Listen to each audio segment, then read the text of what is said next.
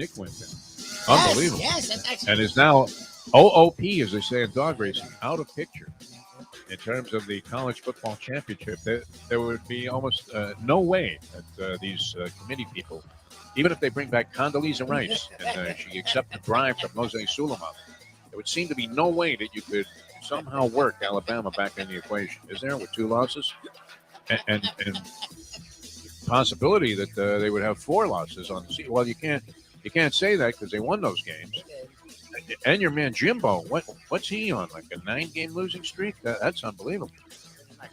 Jimbo Fisher. I don't know how much they've lost in a row. They have not played well the entire year. And Jimbo, like they're talking, his buyout's like $50 million, and they're considering. Like that's how bad this is. Imagine that. $50 million they're going to give this cat to fail. Go. Wow. Did we all make some bad career choices? We should have just been failing college football coaches. The time. Wake up with Defo, joined by Lubie. Welcome to the Defo Show.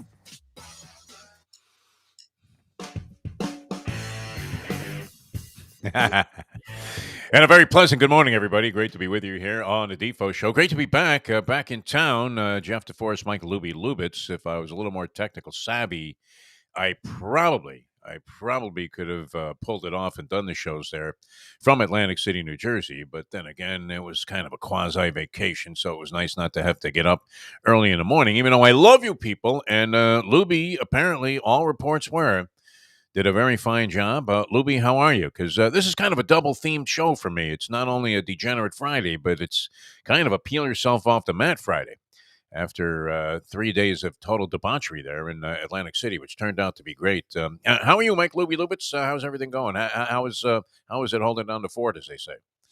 I'm doing well. I had a good time. We got through. I'm glad to hear you made it out of the AC okay and back here. And excited for a Degenerate Friday. Love to start our weekends with our Degenerate Fridays. Nothing like it, and I appreciate all the good mornings already piling up here on the chat line. Thank you all of the people that are weighing in. We always appreciate that, and I'd like to acknowledge the fact that you guys have been great to us, and it's good to have you guys around.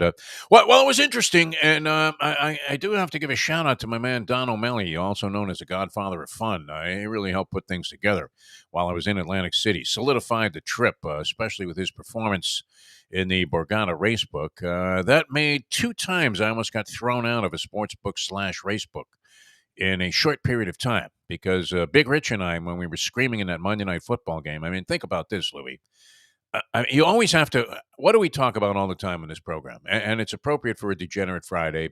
And once we get going, I know we have several projects in the works, believe it or not, Lubie. You think I'm just kind of laying around, scratching my balls, maybe doing a little masturbation in the shower or whatever during the rest of the day, sleeping all day, going to the track. About that, but thank you. Now I will. But I've tried to open a few streams. Now, all of this stuff, naturally, it's all long shots in this business. I mean, it's hard to tie in. I mean, it'd be nice if, like Dan Lebitard gave us a call after all the years that he was admiring our work and just said, hey, I've got a platform for you. You're going to be on in front of 20 million people tomorrow, and here you go. Forget about all my old buddies from ESPN who were tired when they were on ESPN. Let's get some fresh blood in here. But that's not happening. So I've had to explore, kind of the outer limits of what this whole streaming business is. Now, we had a wild adventure with that Jack Namer guy who turned out to be a guy that was a decent enough person, but I couldn't deliver on anything. And then his ideas were even more small-minded than ours. Yes. And obviously in this business, you have to think big. If you're gambling, I think you should start out thinking big and then maybe pare down your expectations as your bankroll begins to dwindle to the point where you're lucky if you can scratch together $2 to make a show bet. But the signs from the gods of gambling are what we talk about all the time. Now, what could have been a bigger sign, honestly? We're taking off on a Monday, and, you've got the Monday night game, and who do we interview before we go but Larry Zonka? Yes. On our Believe podcast. Yes. The emblem, the symbol of the perfect season, the battering ram himself. Yep. Larry Zonka, number 39, 44 at Syracuse, 39 in the pros, and man, I mean, just an unstoppable force. As we told Larry, if you caught that interview on the Believe podcast, which is called After Hours with Defo and Lubie, I don't know how many people tuned into that. What, 6, 7? What was the deal on that? A few people have listened, but it's right there now, so go check it out. Head into your Check it weekend. out.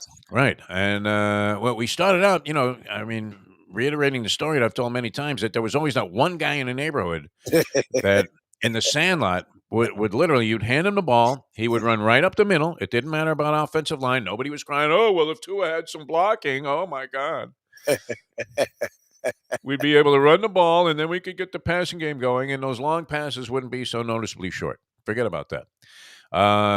This, was the one guy in the neighborhood. You run him right up the middle, and in my neighborhood, I don't know who it was in your neighborhood, Lubie, and you might have mentioned it, but No, a kid named Joey Vanana, never forget it, hand Vanana the ball, or he would just take a direct snap running Wildcat. And even though they were 17 little kids on the other side, they would all jump on his back, and he would carry him right up the middle. And Zonka acknowledged he was that guy.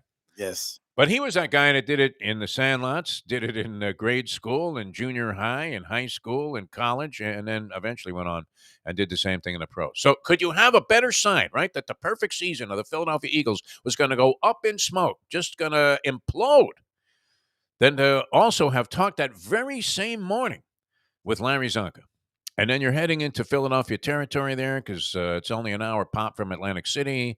All the guys are wearing Eagles stuff, and there's Big Rich and me. We're sitting in a race book with our money firmly entrenched on a ridiculous bet. Like that was another one of those bets that you make where, the clerk looks at you with a quizzical eye, gives you that look like you get at the doctor's office after the guy grabs your balls and tells you to cough, and says, have you had any problems with this or that? Meanwhile, your skin is as yellow as as if you would come out of a Crayola crayon box, and that they finally give you that look and say something's got to be wrong here, and they did it. They actually looked over to the side there and said, "Lou, got a guy here who wants to bet the Commanders money line. Can we take that?" Or will they, strip us of our license at that point? We take this man's money. Which are baseball people trying to, and football, and all pro sports trying to separate you from your cash? My God, how inundated is that Amazon broadcast with FanDuel and DraftKings Oh my has, God. where even the announcers who were on the pregame show are then moved into a commercial booth there, and now are shilling for you to go ahead and bet over unders on guys getting certain amounts of yardage in games. Yep. It's how they could ever fine and or suspend an athlete for betting on ball games is so hypocritical. It's just absolutely insane. Pete Rose should be running the Hall of Fame based on what we're seeing right now. So we nearly get thrown out of the book for that because we're screaming the entire time, money line, and it got very dicey, as we've talked about. I came on with you yesterday or the other day, Wednesday, and we talked about it a little bit. Where and I forget the receiver's name because there was no sound on during the game, but the Eagles receiver makes a catch, and it looks like he's going to go in and score, but he falls down, fumbles the football, and that saved the Commanders from losing the game outright, while still easily covering the 11-point spread. But we weren't interested in any spreads there, Libby. Only the money line at 410 to 1. I love and, that was a nice way to start the trip. But I would have to say the bus back. Well, then also with The Godfather, we're in the Borgata Racebook. I wasn't having a great day the second day I was there. I won some money the first day in the racebook, and we were ahead the whole time. And that's always a nice position to be in. But the second day, everything was going wrong. Oh, great. I'll let this man tell the story here because he joins us right now. And, you talk about a savior. He can not only get you into Atlantic City, he can get you out, not only of Atlantic City, but in Atlantic City. And our good friend, the Godfather of Fun, Don O'Malley, joins us here on the phone. I just had the pleasure of spending several hours in the racebook at the Borgata with him on Wednesday. Godfather, how are you? You found us. How are you, my man? Good morning. I'm doing all right, man. I'll let you tell the story because a lot of guys were getting annihilated in the racebook on Wednesday, and you know all the characters. It seems like a lot of the same faces are there all the time, including the guy who's a dead ringer for Chaz Palminteri, who's very dignified compared to some of the other guys that are in there. But you know all the characters, and you managed to alienate all of them by jumping up in the middle of the room as we started to win finally at the end of the day and screaming how easy this game was. Yes, it's absolutely a saying that will drive everybody nuts in the sportsbook community. You know how hard it is to win in horse racing. Yeah. It's basically impossible. And when you get on a little bit of a streak and you stand up in front of 50 guys that have been losing all day and say, it's so easy, how do they stay in business? Everybody says no. And I got a friend that created that saying about 12 years ago. His name's Jerry Cooney, not the fighter. This guy's 5'10", 170 pounds, without an ounce of athletic ability.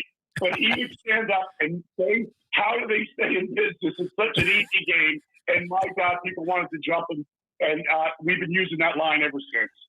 All of those wise guys in there were not happy with you. And, as I was saying before you came on, it was just like Big Rich and I in the Monday Night Football game screaming money line every time the Commanders made a play in a ball game and managed to cash on that. I mean, and getting out of Atlantic City isn't always easy, especially if you're on one of those senior junkets like I was. I have to say, Godfather, I wish you had seen the people both boarding and being transported and then exiting the bus to the airport from the senior junket that we were on, because it's funny, they have a bus and it has like a spiral staircase to go up there where they really just need a plank because the wheelchair over under. Now, you called over on the wheelchair over under, a number of people that were going to need wheelchair assistance to get on the plane. And what was really odd about it is going out, there were like 7 people with wheelchair assistance. And then coming back from Atlantic City, there were 12 wheelchairs lined up for the same people. Yeah, I think the over and under was 12 and a walker. And you're right. And ironically, I'm staying at Caesars, the corner suite, and 3 people on my floor came out with wheelchairs. And as I helped them get into the elevator, they ironically said they're on a junket from Florida, and I left my ass off. So I know exactly what you're talking about. I saw it firsthand.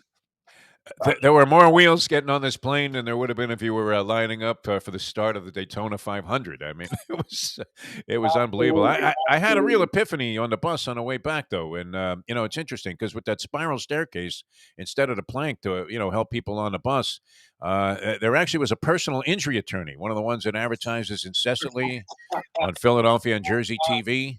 And he was passing out cards to everybody that got on the bus saying, "Don't worry, you'll be back and you're going to need me."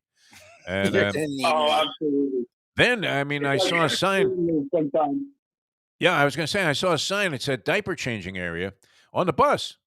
And it was for the adults, which was insane. Oh, no. Oh, no. No. They didn't even have hand sanitizer. When you're pushing your low 70s and I'm in my 60s and we're the youngest guys in the horse room, you know it's trouble. That was really, really something. Chef Olas was great, by the way, and thank you as always for the assist. I thought I had gotten a reservation on my own, but actually, when I got there, and I forget the gentleman's name, but he's taken on a much more affable and outgoing attitude than he used to have. When I guess this was pre-COVID, when they could tell people to go fuck themselves whenever they called for a reservation, but. As soon as I arrived, he said, you never would have got in here without the Godfather. So thank you for that. Well, Lou Esposito is a great guy, and they're great owners. And it is a little bit easier since we're beyond COVID, but still a great place. I'm glad you enjoyed it.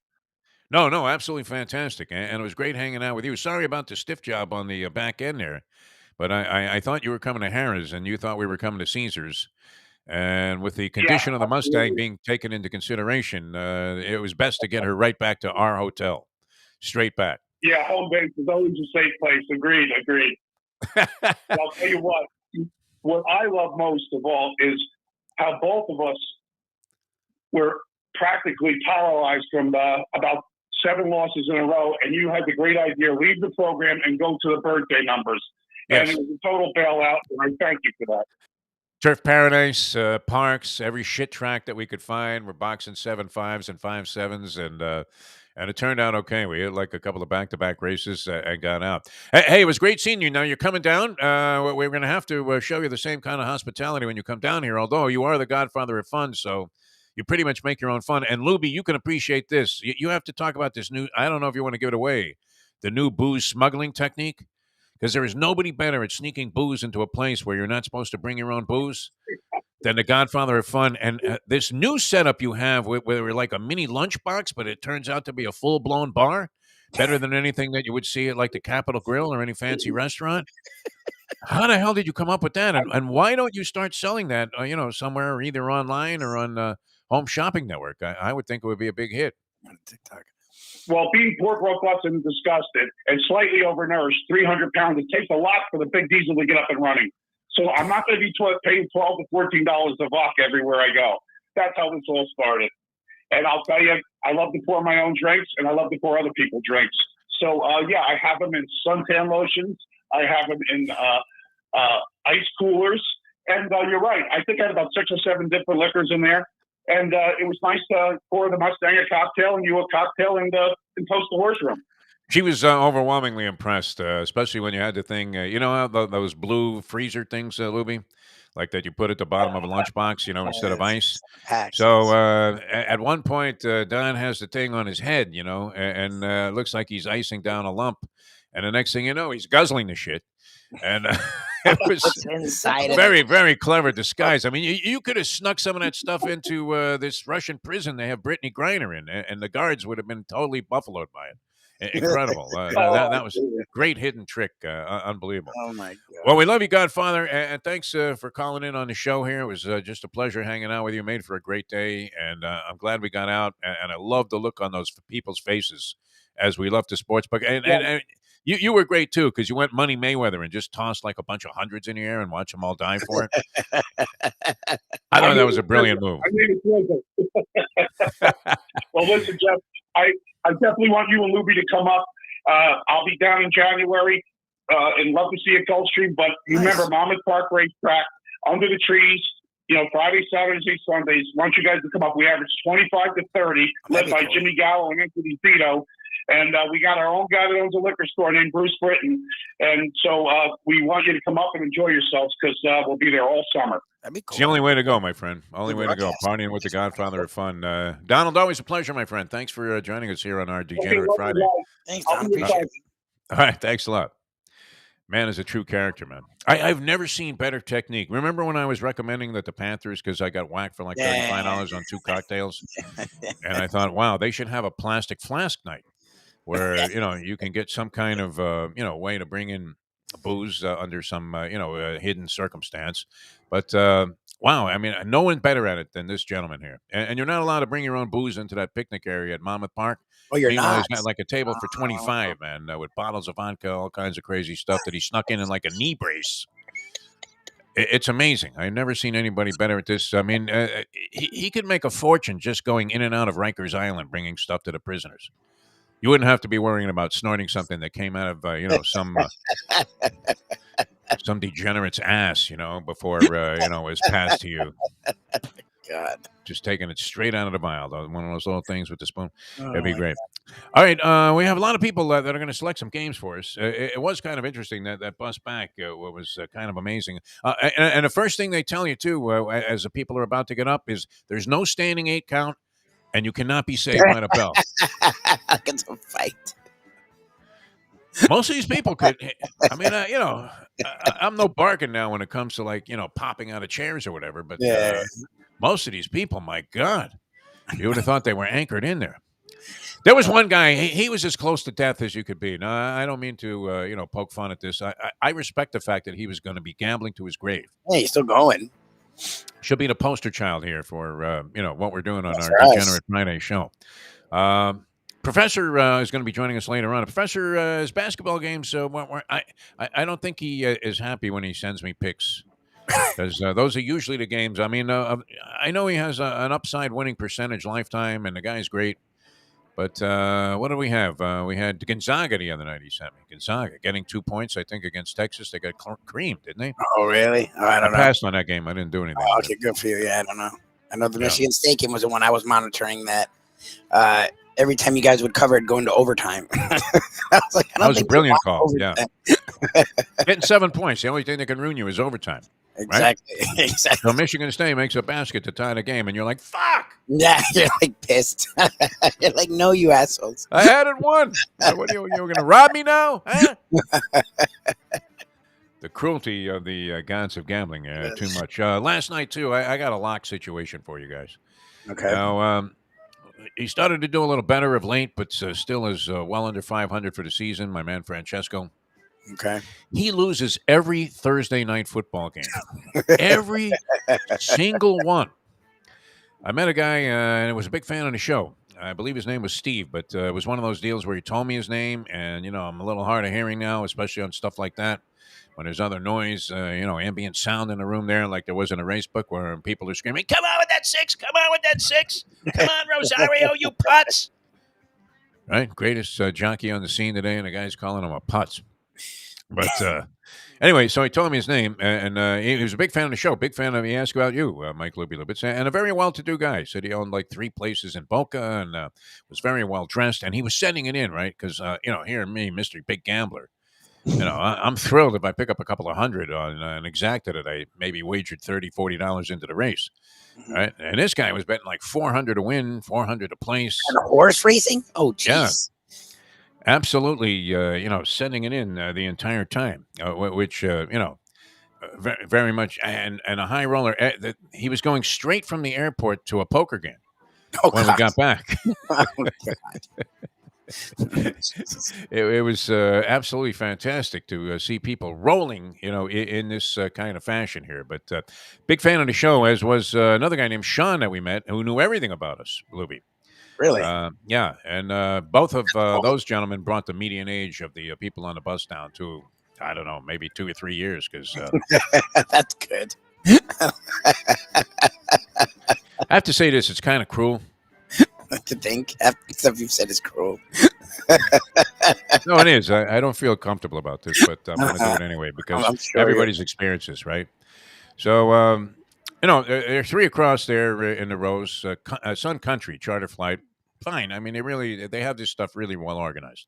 I would go back no matter what happened anytime, and the accommodations, the room, and everything, absolutely fantastic. I mean, they really treat us right. The Mustang did get clobbered on this trip, so. Because she was not happy, and she was already confined to like drinking at the bar, like by 5 o'clock the first day. Oh, Jesus.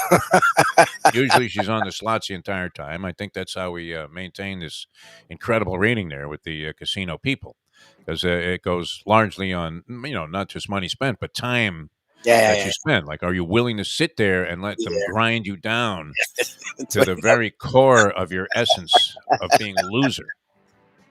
All right, so, but she was OOP for me because I'm betting my horses, and you actually have to go to a separate place there, the Borgata, to be able to do that. Harris doesn't have the sports book, although you know what, it's kind of like going to Bowie racetrack or something where you go to a closed racetrack and maybe it's starting to really become very decrepit and dilapidated, and you see the newspaper blowing by. I mean, but. The old race book at Harris, you could still see the marks where the screens were. Ah, okay. Right? But that's gone. And it's a poker room there. And that McCormick and Schmuck's restaurant. There's the other thing, too, about having your own language, which, I mean, we definitely think that schmank should have been put into the Webster's Dictionary. Everybody loves the word. Everyone I know says it now. Right? I mean, it's something you can say, hey, wow, what a schmank, and the guy doesn't know if you're saying something good or bad. It's like, it's like shalom in Hebrew. Is it hello? Is it goodbye? What the fuck are you saying?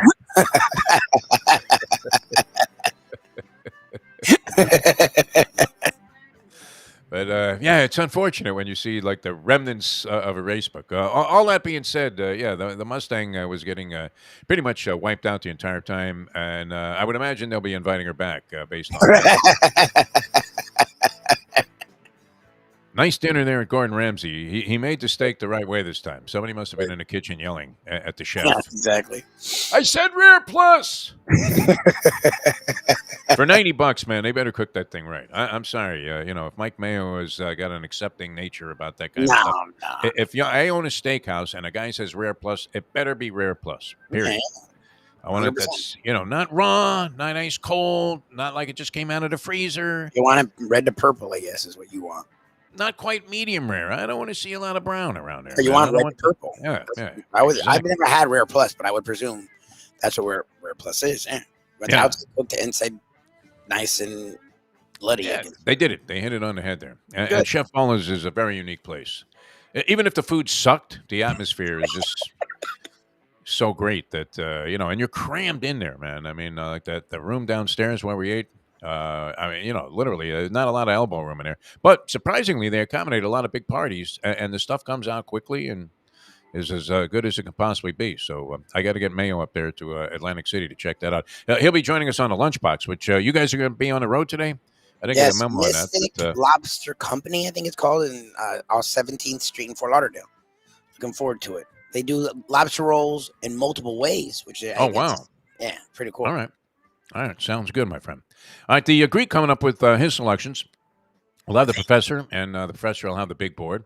Mark Lawrence, unfortunately, a late scratch today, as he had a emergency. Unfortunate family incident there. That he's okay, and just one of those things that happens. Nobody beats Father Time, so he was unable to join us today. And then the Gambling Gourmet, Mike Mayo, will join us later on the program, so we'll have a chance to talk about some of the food and different things. A Philadelphia pretzel was being sold at the Atlantic City airport, and I couldn't resist it. I love soft pretzels, and I hate the ones that come in that stupid machine. Like like at the movies where they have the soft pretzels here. They're not the same as they are like in New York or Philadelphia, right? I mean, there's just something different about them. Yep. And I couldn't resist. I ended up buying that. I just resigned myself to the idea that I was only going to eat really good food from now on. Yeah, right. I did my walk of life in the brisk wind there in Atlantic City every morning. I dug every second of it. Nice. It was absolutely fantastic. Best thing that probably I did while I was there, besides box those 7.5s at the end of the session there with the Godfather. But I mean, it just absolutely, great to get out there in fresh, cold air, and we come back here, and then this is not cold, people. What we're experiencing. I was gonna say, what do you mean? It's cool outside. This is not cold. Not cold at all.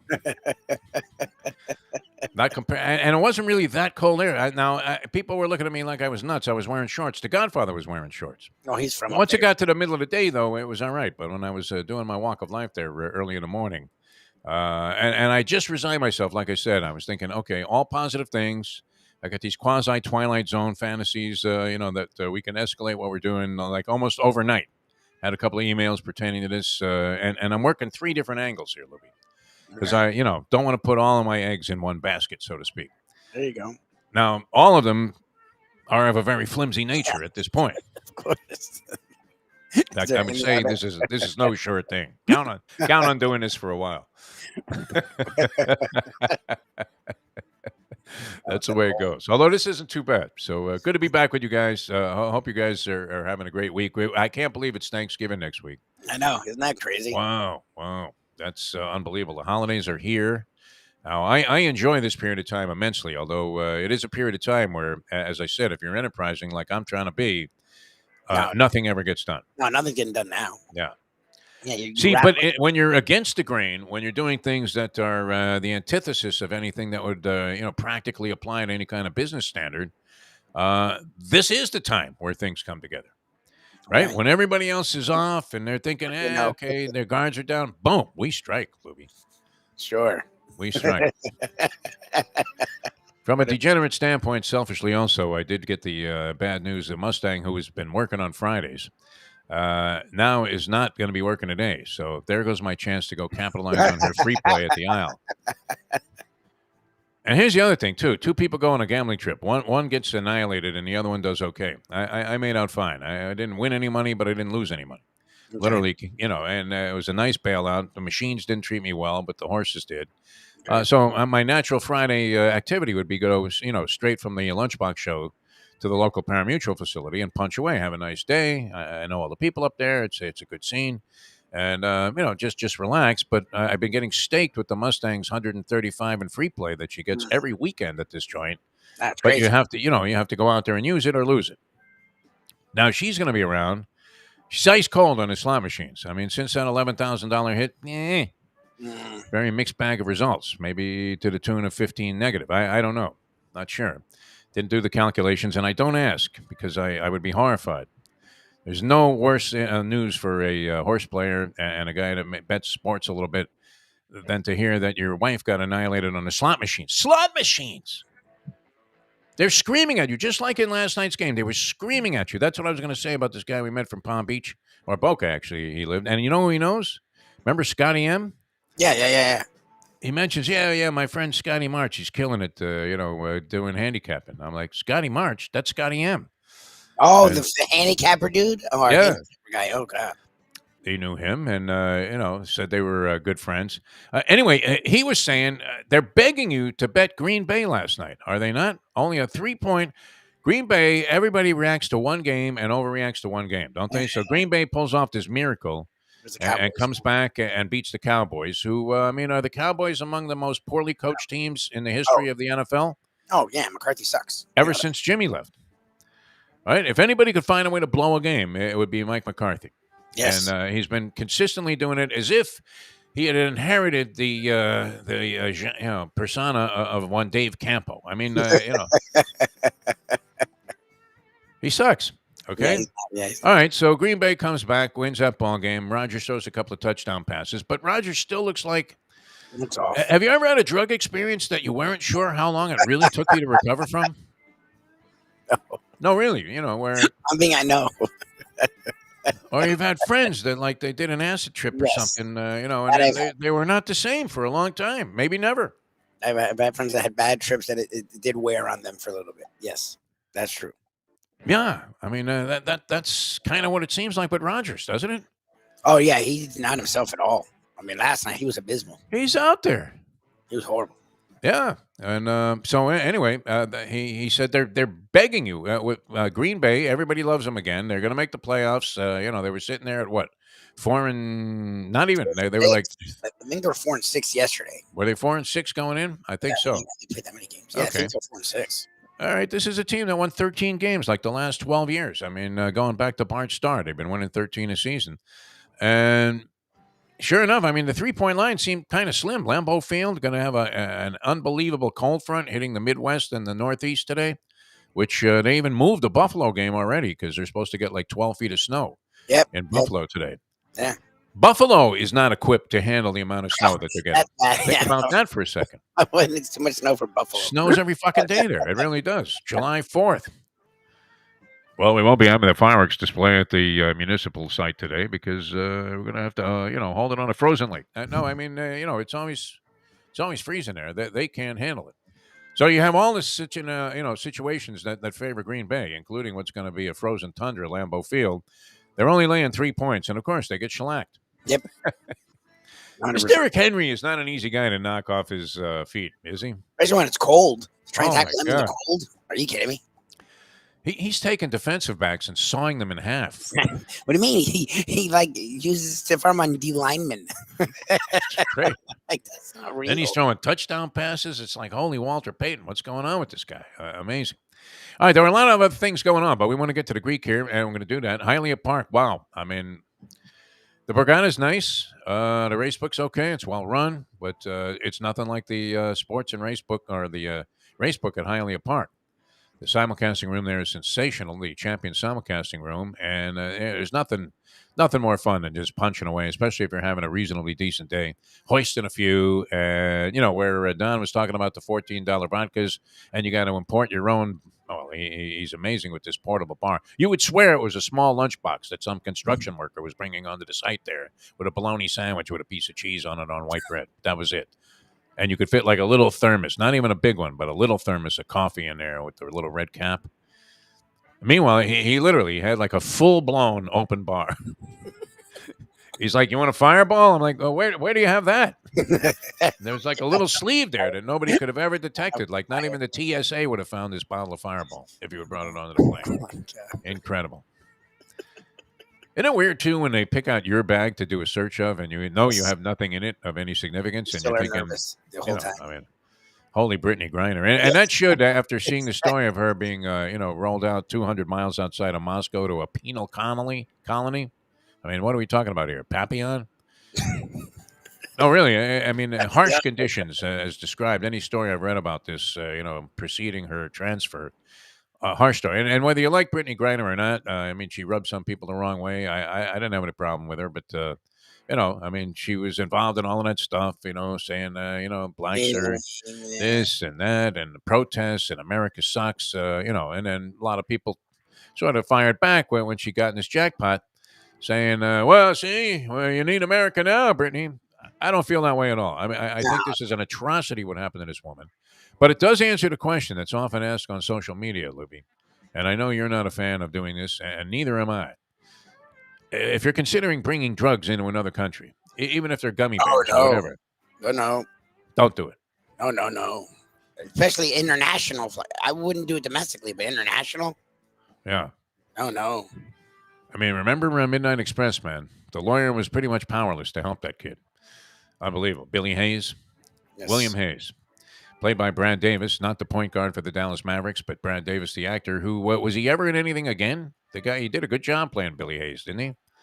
Midnight Express. You remember that movie? They don't show it too often. No, they used to years ago. Yeah. They used to show it all the time. I don't Good know. movie. Good movie. Well done. I don't know if he did much else. But I mean, nobody should be subjected to this for having a vapor No, obviously. cartridge. My God. No, that was just a hideous story. All right, we're coming back with the Greek. Should be a good time. And then following that, the professor with the professor's big board and his college plays. And also Mike Mayo, the Gambling Gourmet, going to join us later on in the program. I'm Jeff DeForest. Good to be back with you, man. Thanks for tuning in, people. Mike Lubie, thanks to the Godfather getting up early and joining us here on the show. He really does run Atlantic City, that guy. Feels like it. Yeah, I mean, I'm surprised that he didn't get his name mentioned in the credits of Boardwalk Empire when it was airing on HBO. And they have a little thing at the end there. You know, none of this would have been possible without Don O'Malley, the Godfather. It's pretty much true. Whatever you want, right? You want a limo? Hey, no problem. All right, back with more in a moment. Hialeah Park, great place to go, great simulcasting, full-blown casino. It's just unbelievable. You can play all your favorite Vegas-style games. You got a chance to win there, unlike those slots were a little dead this time. Maybe they were aware. Did they advise some of the people, the technicians, to tone down the slots a little bit because the Mustang was coming to make another score, and they had to get back even with her. I didn't see too many happy faces on the plane. It was a lot of money, I think, that went up in smoke on that trip. How much do you think that plane was worth to the casino? I honestly didn't see anybody winning anything anywhere. I really didn't. I was on a machine. If I didn't play any machines this time, which I've had some success there, and it wasn't like I got totally wiped out, but it was negative because I did do well a couple of days on the horses and still came out with like what I left with, which I considered. I mean, that's like in that wet foot, dry foot thing where you beat the customs people to the shore there by a foot, right? You dive like Derrick Henry into the end zone. Now, if your feet are still in the water, but your body is on the shore, do they go to instant replay? What do they do on that? You go to the replay. What a stupid fucking law. They go to the replay. This poor schmuck. I mean, he's been through so much. And then because it's, got a toe dangling in the bay there. They're like, oh, no, you're going back. That's cruel. That'd be good if they slow-mo. Like you say. I think the new Republican agenda, too. There wasn't a single thing. Our friend Joe Casale pointed this out on social media, and I was reading an article about it. And I thought he was making this stuff up. But the whole agenda has nothing to do with governing people at all. It's just attack Joe Biden. That's it. Yeah, a 2-year attack. The thing is, I would, if I was a Dems, I would lead a Hunter Biden investigation just to see what they do after that. Because that's the problem is they bitched about all these things up until, what was it, a couple weeks ago, Tuesday? Yeah. Or last Tuesday. And magically, they don't care about any of those things anymore. Yeah. Like none of them. Hunter Biden, it's like he's not in office. Like who gives a shit about Hunter Who the fuck Biden? cares, right? Like Joe's 100 years old. Joe could have been on that flight. He would have been one of the older people. Connecting Joe to Hunter is this much compared to what Donald Trump did with his children. So who gives it? Let's say you get Hunter. Okay, has nothing to do with anyone in office now. But they don't have anything. They don't have plans. They don't have solutions. So they bitch about the Dems negatives. But then once you're in office, it's like, okay, what are you going to do about it? Oh, we don't have nothing. Yeah. Has Rubio come out with an agenda yet? No, they don't have agendas. So they have to go, helping seniors. Hunter Biden. Like, don't give a shit, Hunter Biden, guys. You just lost. No one cares. Right. Stuff. Pretty ugly, man. I mean, that's very lame. If you have nothing to say, right, then just say nothing, obviously. Andy's how are you representing the people of your jurisdiction by thinking, okay, the minute I get into that first session, we're going to attack Hunter Biden? Is that going to save the country from inflation and all of this other stuff that you guys have been screaming about? No, nothing. Does nothing. All right. We're coming back with more in a moment. Now that. Oh, when he listed the agenda, I couldn't believe it. And then I'm looking at the paper, and there's that agenda, that same thing. I'm like, this is what you guys want to do? That's all you can think of? All they care about. Incredible. 740. Ponies in Style at Champions, the outstanding simulcasting room at beautiful Hialeah Park.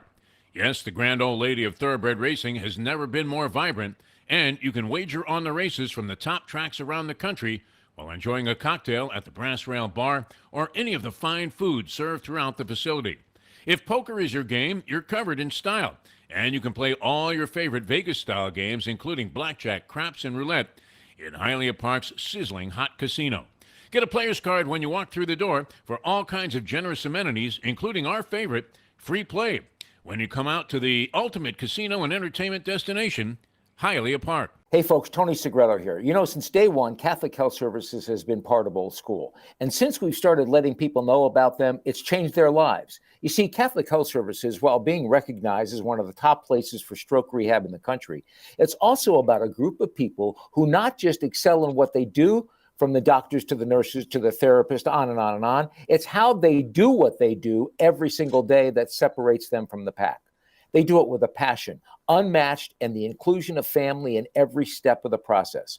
Trust me when I tell you this. If you want the best, unmatched rehab with a special group of skilled, caring people, there is truly only one place, and that one place is Catholic Health Services. These days, we're all looking for comfort anywhere we can find it. Thank goodness for Landlubbers Raw Bar and Grill in the Plantation location, because they are making sure you are as comfortable as possible. First of all, they're not only open for delivery and pickup. All you have to do is go to landlubbersbarandgrill.com for both pickup and free delivery. Their hours have changed a little bit. Monday through Thursday from 3:30 to 10, and Friday, Saturday, and Sunday from 11:30 to 10. You're going to have the best wings in the world. You're going to have a great burger. You're going to have their amazing soups. Again, Landlubbers Raw Bar and Grill. It's nice and easy. Just go to landlubbersbarandgrill.com for both your pickup and free delivery. Thank goodness for Landlubbers for making you always feel right at home.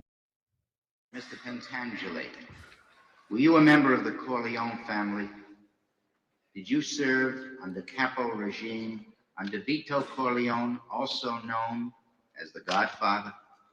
I never knew no Godfather.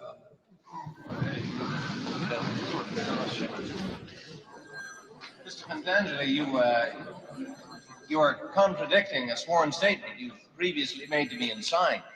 I ask you again, sir, here and now under oath, were you at any time a member of a crime organization headed by Michael Corleone? I don't know nothing about that. Oh, I was in the olive oil business with his father, but that was a long time ago, that's all. We have a sworn affidavit. We have it. Your sworn affidavit that you murdered on the orders of Michael Corleone. Do you deny this confession? Look, the FBI guys, they promised me a deal. So I made up a lot of stuff about Michael Corleone, because that's what they wanted. But it was all lies. Everything. And I kept saying, Michael Corleone did this, and Michael Corleone did that. So I said, yeah, sure. It's now time for the Defo Show. All right, welcome back to the show. Good to be with you here on a Degenerate Friday. Speaking of degenerates, we're going to pick one up here in just a second. A very well-respected degenerate all around town. And Yes, we have Mike Lubie. I'm Jeff DeForest, and we welcome the professor to the program. Professor, how are you, my friend? Not so great, Defo. Yeah, I mean, the hoops, a little tough. No, I'm lately. trying to get my Taylor Swift tickets and goddamn Ticketmaster. Website melts down. Well, The hell, Ticketmaster. you could always, try to make plans to be at Brady's next wedding. Or it looks like Giselle is getting closer to tying the knot again than Tommy Oh, Boy is. you know her family does not like that either. Her family's like, Giselle, you dumped a blonde-haired, blue-eyed man for the Hispanic. You ruined the bloodlines, Giselle. Sure, that's What exactly how have they you put it done to our her. Family honor. 1,000 generations, Giselle. That's a good starting point. All right, Professor. What I love about you is that you're not afraid to bet on a team that you absolutely hate. And He doesn't I do it a lot. figured, He like picks. Duke was a cinch if you were putting money on Duke to win a basketball game. I That mean, they was were in the earlier in the first week. game. Yeah. Kansas out white boyed them. What are you going to do? I honestly, They out white boy. for me, it was actually the Bill Self missing the game factor, but apparently KU adjusted to that very well. It was actually a hell of a game. Could have gone either way in the last minutes. And did not go our way, unfortunately. But what are you going to do? We had a little action hits and a little up and down midweek, but survive in advance. We were 3-0 last week on the show, so hopefully we'll recreate another good weekend in college football and move on from there. How much interest did you have in those midweek college football games? Because I know you made a giant score on All that Coastal the Carolina one the week before.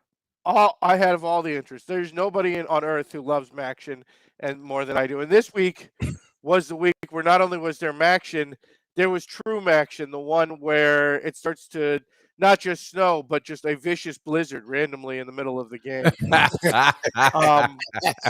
And in both cases, in the Western Michigan case, they won the game straight up, largely in a game that was a comedy of errors. I think they were getting 10.5 in that one. And the other one, I don't remember Toledo and Bowling Green. We ended up passing on that, so I don't remember who won straight up. But Bowling Green, easy cover there, getting more than 3 touchdowns. Covered, yeah. Yeah, it was it's kind of interesting, and of course, for me, always great being in a place where people are, taking action on the game. So we did have a nice score there with the Commanders, and the signs from the gods of gambling. Out of nowhere, that Monday morning, Lubie says, "Well, I hope we can stick around till 10 o'clock because we have an interview with Larry Zonka." I was saying, Zonka. What is he the epitome of? He is the epitome of the symbol of the perfect season team. I mean, if it isn't Greasy or Shula, it's Zonka and the Merc. And, so we're talking to him the same day that this record obviously is going to go down. And he was all over Twitter that night, smoking cigars and celebrating.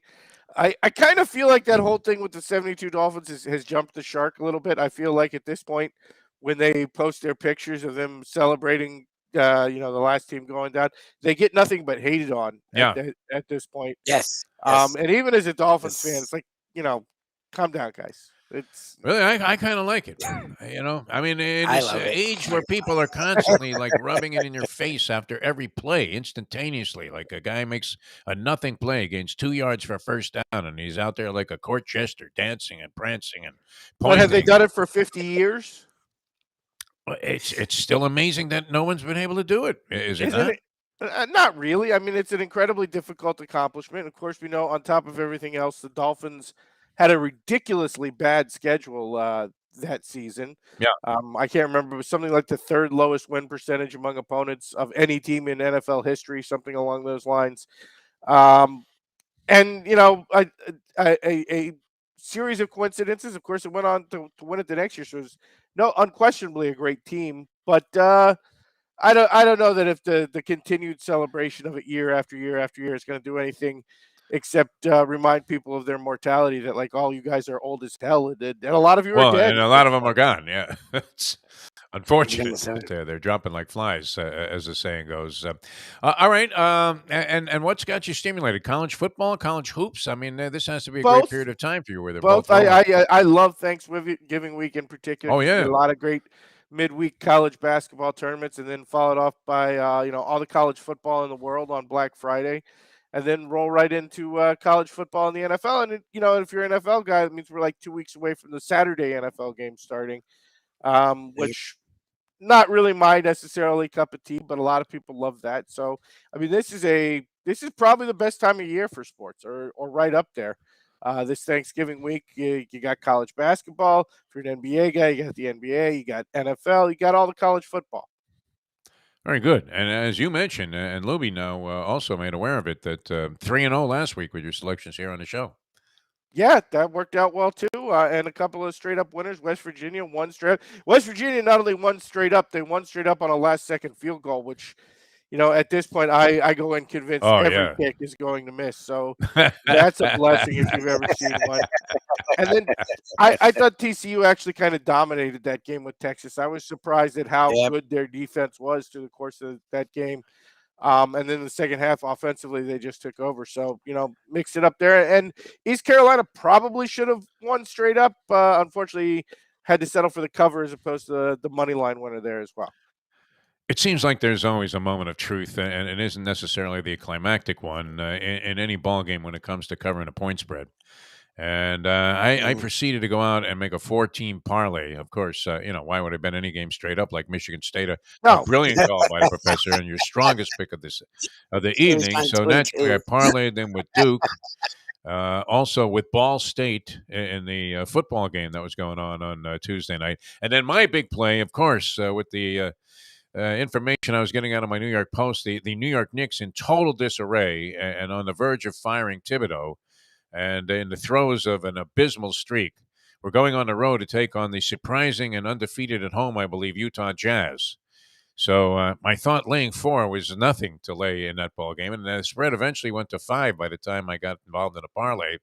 And of course, the Knicks won outright, like 110 to 102. Yeah, that probably should have struck you as suspiciously low in that Yeah. situation. So I felt okay because even had I survived the first 3 games, this is not a good development unless you're on a phone app. They closed the windows in the sports book, so you can't make Really? the typical Defo. I was born Jewish, and I would have certain things hedged.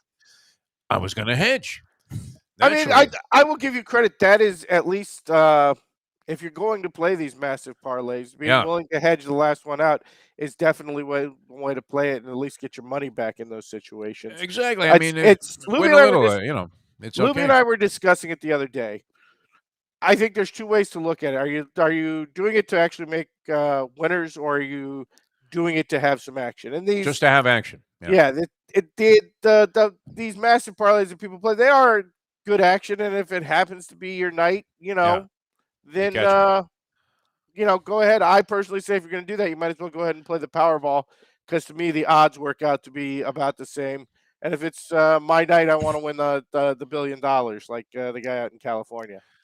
Well, I mean, even for example, in that Ball State game, I mean, by the time I got to viewing it, they were already like stuck 2 touchdowns. All right. So now, I mean, the quarterback for Ohio injures his knee towards the end of the half, and you're thinking, all right, this is maybe a favorable development for getting back involved with the 2 touchdowns. And I believe we were getting like a few points in that game, like 3 and a hook. Is that right? Yeah, I believe correct. 3 and a half or 4, depending on when you took it. Yeah. Yeah, and then I mean, so many things looked favorable as the new guy comes in, the substitute quarterback, second string quarterback, and he fumbles right away at like the goal line and gives up the ball to Ball State, and then it didn't look like he was going to be able to move the ball at all. And yet you come to a critical moment. I think he had to complete like a 3rd down and 15 or something, and he does it. And then you realize that when you do all the mathematical permutations, there's no way you can cover 3 and a hook, no matter what happens from that point on. And finally, it's time to put it up in smoke. But I felt good that my key play actually was going to ruin the parlay anyway. So I mean, it would have been maybe. I mean, not so good for you if you were betting all of those games, but. I don't mind getting decimated in that situation. I would have hated to lose at the end with my own opinion, which often is the case. But and no, always a critical point in any game against the point spread. It seems like, and it could come early, could come late, but we really never caught a break in that Ball State game. And I don't know, were you involved at all in that Minnesota game? I know you don't bet a lot of pro football. No, but I mean the Minnesota. What was that? Oh, the Buffalo. Minnesota. Oh, is that something? No. Can you think of a tougher no beat? I mean, just on a straight up, if you're on a money line. I mean, how could that game turn around like that as many times as it did? I mean, you know me. I've seen just about every permutation of brutal beats, whether it's the kneel out in the goal line. The great Andy was telling us last night about I guess the Sunday night game. I was sleeping, but I guess the Sunday night game ended very poorly for San Francisco fans. They had first and goal at the 1 and got stuffed 3 times. Plus, Robbie Gould missed a field goal. I mean, an extra point that this guy's like he had made. Well, they just finished saying, well, he's made his last 279 of these. Yeah, this guy's Robbie Mr. Gould is Reliable. one of the few dudes you can actually. I mean, anything under 40 yards is usually automatic just money in for the bank with him. right? That's the reason he's been kicking for 25 years. Unbelievable. As a leg of a 9-year-old. And by the way, I feel like this is just the way it is gone. And again, anything involving kickers no longer surprises me. I'm definitely becoming one of those coaches who just says screw it, go for 2 every time. If I go 50%, I'm breaking Yeah. even. If I go anything better than 50%, I'm playing with house money. Yeah, no, incredible. And I think, yeah, they were laying 7. They won by 6, which was rather unfortunate And for I'll go a some of step us. further. I Yeah. think you should be like Brian Kelly and not only go for 2 every time, but literally run the same play every time. People broke it down on Twitter, and that play he beat Alabama with on the Yeah. 2-point conversion was the exact same play. His team got called for pass interference against Florida State a few years ago.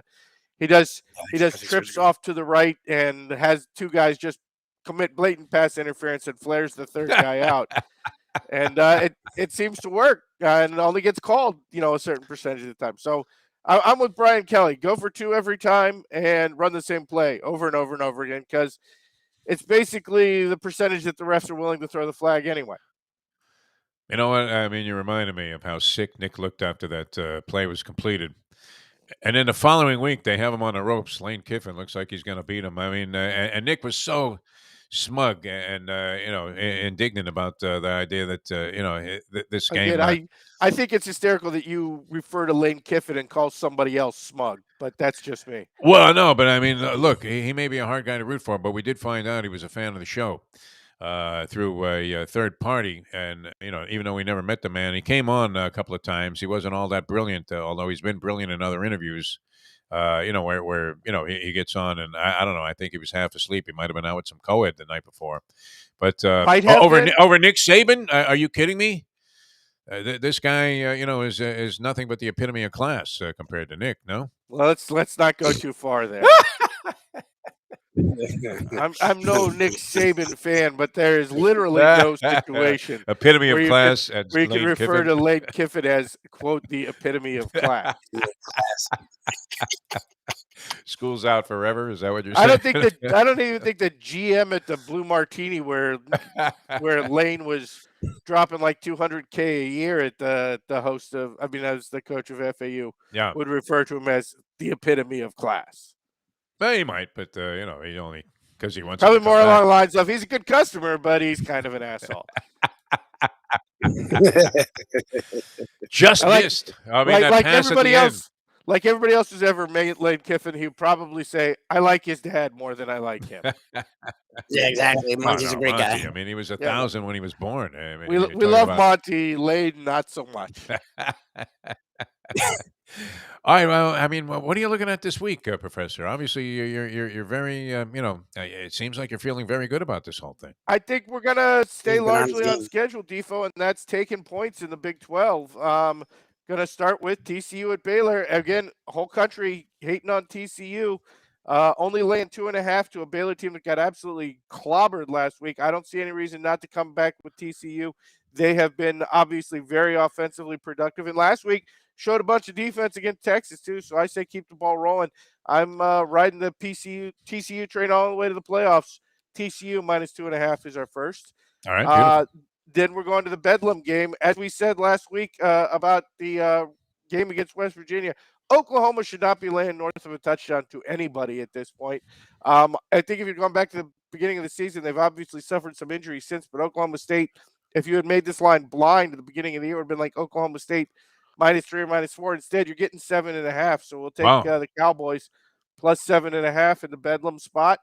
And then finally, USC rivalry game, USC -2. Haven't been impressed with UCLA the last few weeks, including the loss there that kind of derailed their season. USC seems to have gathered it back together.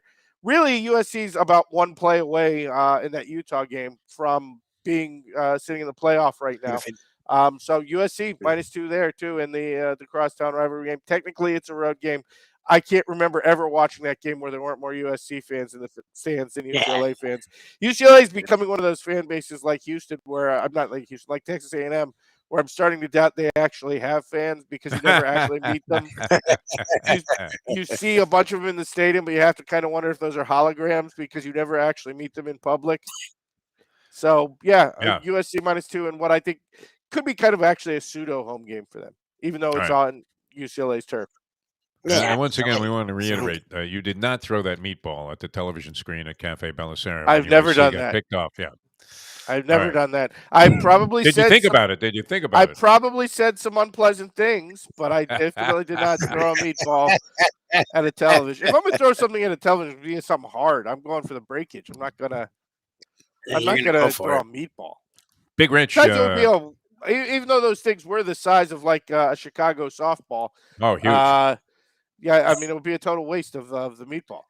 Yeah, I mean, you could have used them as a clincher if the ball got out of round early in the ball game there. Well, also Bellicero was one of those places that first brought the $27 meatball to Fort Lauderdale to Broward Oh, no County. doubt. Yeah. So you'd just be throwing money away to hurl a meatball at the screen. It was 28 for a meatball in Monterono's at Harris. 28. They have a restaurant there, but it came with a little salad. You being in the restaurant business can appreciate this. It wasn't like just a meatball on a plate with a garnish. Came with a Ooh. little salad for 28. I'm not really a good judge of Italian places. I don't go out for Yeah. Italian all that frequently. But yeah, I don't. I wish we had something with the margins that I could just stick some hamburger together and slap it on a plate and charge $28 for it and How get away great is with that, it. huh? Yeah.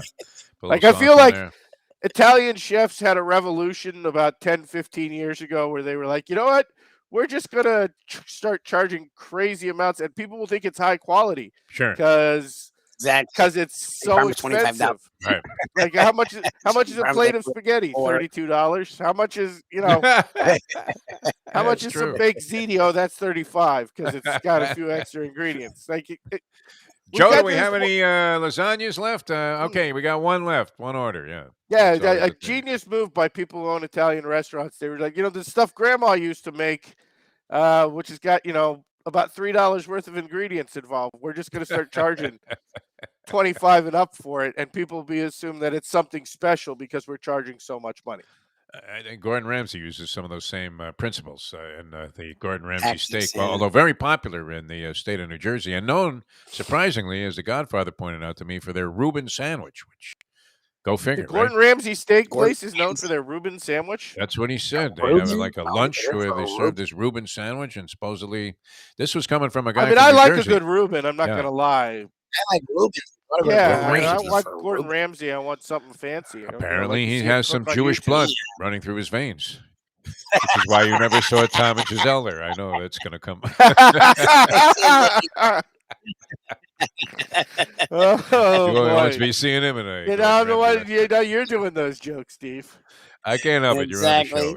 It just kind of lends itself to that sort of thing. All right, those are some good picks. I like them all. Of course, there's never any guarantee, but 3-0 last week. That was a nice job by the professor. Yeah, he's very much all over. The enthusiasm you had for Michigan State that night led me to believe that was one of your stronger plays. Yes, Although Lubie didn't realize that, hey, the last thing you want him to do is make a basket at the end of the ball game when you're already covering the 7. Oh no, actually, I was scared to ask. Well, they did come back. They did come back and get the money line win in second overtime. But if you took the points and you just wanted the game to end, they were definitely frustrating you because they kept getting layups to tie at the end of regulation. How great is that? When you're rooting against your own team that you've been pulling for. The greatest play ever to get a dunk, and both Ken and I were like, no. I will say that's the great thing about NBA players being so lazy and wanting to get to the club after games. Yeah, is that if you have an NBA team where you're getting 4 and they're down 2, you 100% know they're shooting a 3 at the end. They're just going to win or lose right there and get the hell on the road. They're like, yeah, I got girls waiting for me back at the hotel room. I don't care if I have to shoot it from 60 feet. This is going to be a 3. Steph Curry wouldn't even take the shot, right? And actually, the king of that is Luka. Luka will jack up from anywhere if his team is down 2 at the end of the game. Like Luka, if it's past half court, it's in range. Well, he'll be like sort of cornered between the sideline and the midcourt stripe on the left side with 3 or 4 players draped all over him. Yep. And hoist one up there that just scrapes the rafters and somehow bounces around off the top of the backboard and goes in. And then the announcers are like, yeah, that's his spot. Yep. I'm like, what? And what he's saying in his head is, I've got like 3 Croatian models waiting for me by the hotel pool. Win, lose, or draw, I'm out of here. Never mind the No war in the overtime for Ukraine. me. I'm here to make love to these 3 Ukrainians. Yeah, unbelievable. All right, the big board for this week. Let's get to it. Are we doing a big board? Okay. College basketball has returned this week, and that means we're going to have to talk about some things here in the sport of college basketball. And the subject came up among me and PC. So if you know PC, if you remember PC from back from the Defo radio days, you know this is going to be unpleasant for some of you. Yes. And we had to talk about some things because we're watching Duke play the other night against Kansas. And there's a certain kid on Duke who's going to be the subject, I think, of a lot of things over the next 4 years. And so we had to do the big board of the Dukiest Duke players of all time. I have 2 right at the top of my list. Let's talk about this because we're going to do our top 5. But before we do that, we have to do an honorable mention. And that is their freshman, Filipowski. We're already calling him the Big Polak. This kid only has 4 career games, Duke, and he might already be like a top 7 or 8 Dukiest Duke player of all time. He's got all the qualifications, as you can see from the picture. Not only is he white, he is white as can be. He's one of the whitest white guys you will ever see everywhere. Like most Polacks, if we're going to be honest, there's not a lot to confuse you there. He's got the 1 of 2 Duke qualifications. You have to either be very good looking or very goofy looking, and he is highly goofy looking. Right. He's really good, which is another thing. You can't just hate the Duke player who's a total scrub. They have to be talented. And he's got the thing where he's talented, but he's talented in a way that the NBA wants nothing to do with him. He's just a big white goof who's good in the low post. So he's going to be there 3 or 4 years. He's going to be there forever. Wow. You can already tell we're going to get a long extended run of hating this guy. And so he meets a lot of the Duke hatred criterion. Like I say, and finally, the last Duke qualifier for pleasure. He's phenomenally dirty. I don't know if you watched the game against Kansas, but he's out there elbowing players in the face every chance he gets, to the point where it even got called late in the game in a crucial situation. They go to the replay. He gets the offensive rebound. You see him look over at the Kansas player to know where his face is, throw his left elbow right into the nose of the Kansas player, and then go up for a layup. And in very Duke fashion, yes, they called the offensive foul, but they didn't call the flagrant or even a technical foul, despite the fact you literally saw him sitting there thinking, okay, at what angle do I need to throw this elbow to put it right in this kid's beak? So, high climber. I think he's easily going to be top 5 by the time it's done, and he might climb into the rarefied air of the Dukiest Duke players in the history of Duke basketball. All right, and that's before we even begin the list. That's our honorable mention. That's number whatever with a bullet. Again, he's only 4 games into his Duke career, and he's already being considered for this list. I mean, and it's something to take under consideration for sure. All right, so we get to the big board of the Dukiest Dukies of all time. Number 5, and this is going to be the controversial pick of this particular big board. The number 5 Dukiest Duke players of all time does not meet one of, in fact, maybe the major criteria of hatred of Dukeness, and that is Shane Battier. Shane Battier, who flops more than a Dutch soccer player as we get ready for the World Cup. Even Robin watches Shane Battier play basketball and is a little bit jealous. Is like, wow, I wish I could get away with some of that.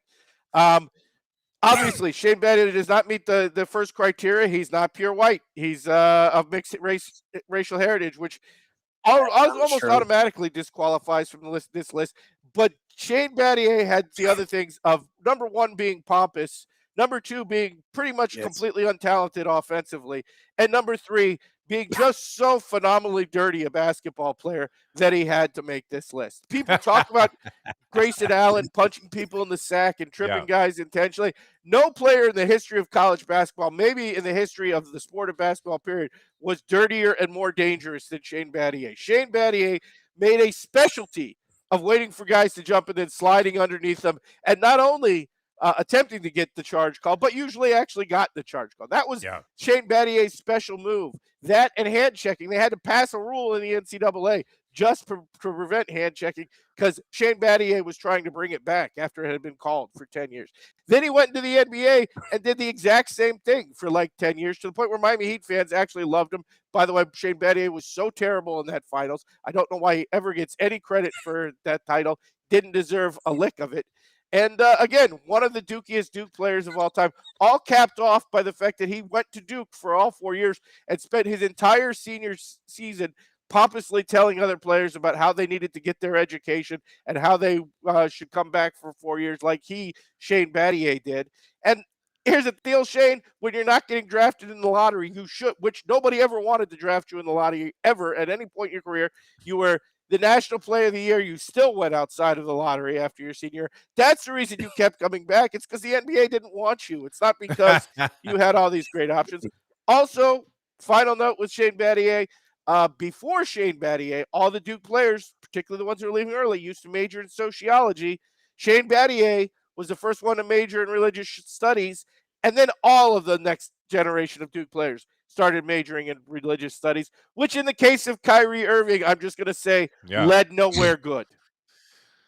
He wasn't reading the complete works of Martin Buber. That's for sure. Kyrie, when he was at Duke, I don't know if that was offered in the curriculum. All right, certainly well credentialed, in spite of maybe being outside the parameters by certain circumstances. But Shane Battier, number 5 on a big board, Dukies of all time. Number 4, and for a lot of people, he should be much higher on the list. But I'm going to tell you why he rates as low as number 4. Number 4, Dukiest Duke player of all time. It's J.J. Redick. Wow. It's J.J. Redick, and I'm going to tell you why J.J. Redick only ranks number 4 on this list. Number 1, Duke didn't win a lot when J.J. Redick was there. They had a couple of runs, but mostly what happened during J.J. Redick's career is that he and the head, Sheldon Williams, who was known for having a forehead so large that he didn't have dreams, he had movies. What they mostly did was choke in big games and in the tournament. So not a lot of winning during the J.J. Redick year. And then while J.J. Redick qualifies in a lot of things, he was white, he was talented, and he got a lot of help from the refs. J.J. Redick was not a dirty player, really, though. J.J. Redick's thing was J.J. Redick was so afraid of contact that he was a little bit scared to do the usual Duke dirty plays. So while J.J. Redick was highly hateable for a lot of reasons, particularly the poetry, when this last year there, when they had him come on before every game and read poems because ESPN was totally fascinated with his poetry. I admit that's very annoying. He only ranks number 4. He could have gone a lot higher if they had actually won a national title or really anything of consequence during his years at Duke, but they didn't. And also, let's be honest, J.J. Redick, among Duke players, really wasn't that big a flop as an NBA player. He has never been great. He's never been great, but he did exactly what you would expect him to do, which would be the white guy who shoots open 3-pointers and makes a very high percentage of them. So in a lot of ways, the things that qualify as Dukiest Duke players, J.J. Redick's very low on this list. I could actually argue that he should be out of the top 5, but he attracted so much hatred from people like myself who can't stand Duke that he had to slip in at number 4. I remember, and the name I'm blanking on started with like a P, but didn't have the pronunciation. The guy that was with Pat Riley forever as a GM with the Lakers. Randy Pfund. Randy Pfund. Yeah. And I asked him about J.J. Redick. He was coming out of Duke, and I said, he looked at me and he said, well, who's he going to guard? As if he was going to, necessitate I think being for a bust. Heat players in those days, he could have guarded Jason Capono. But overall, he had a very effective NBA career, and especially at the end there, he rolled to a couple of different teams and was a real asset as a 3-point shooter. By the way, if you ever want to read an interesting story, look up J.J. Redick Daughters Elementary School. J.J. Redick and his highly annoying wife led a revolution to get a school president fired because she wasn't giving enough celebrity attention to J.J. Redick's daughters.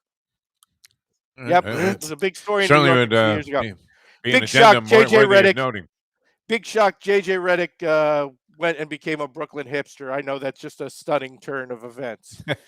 People seem to love him today. I mean, he wormed his way into being a color analyst on what ESPN broadcast. I feel like literally anybody can get that gig if J.J. Yeah, Redick that's possible. Who do you know who actually likes J.J. Redick? My son actually thought he had a pretty good podcast.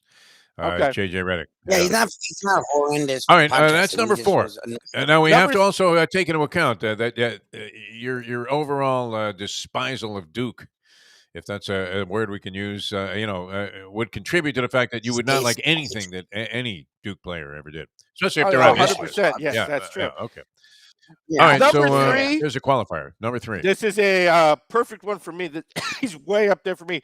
Number 3 is Steve Wojciechowski, who was so untalented and wow. unproductive at Duke that I couldn't even find a picture of him playing while he was at Duke. He started for 4 years, and in the age of the internet, where there's literally everywhere I can Google Lubie's wedding, and there will still be like 100,000 pictures on the internet. I can't find a picture of Steve Wojciechowski's playing career at Duke. Look at him. You're talking about a sub-6-foot white guy who was a multi-year starter on a top 3 basketball program who couldn't shoot. How do you be a 6-foot white guy who plays college basketball and you can't shoot at all? I don't understand it. I don't even know how it's possible. And of course, about 3 seconds after his college playing career ended, he was Ratface's #1 assistant. Like, you went immediately to seeing him sit next to Ratface for the next 15 years.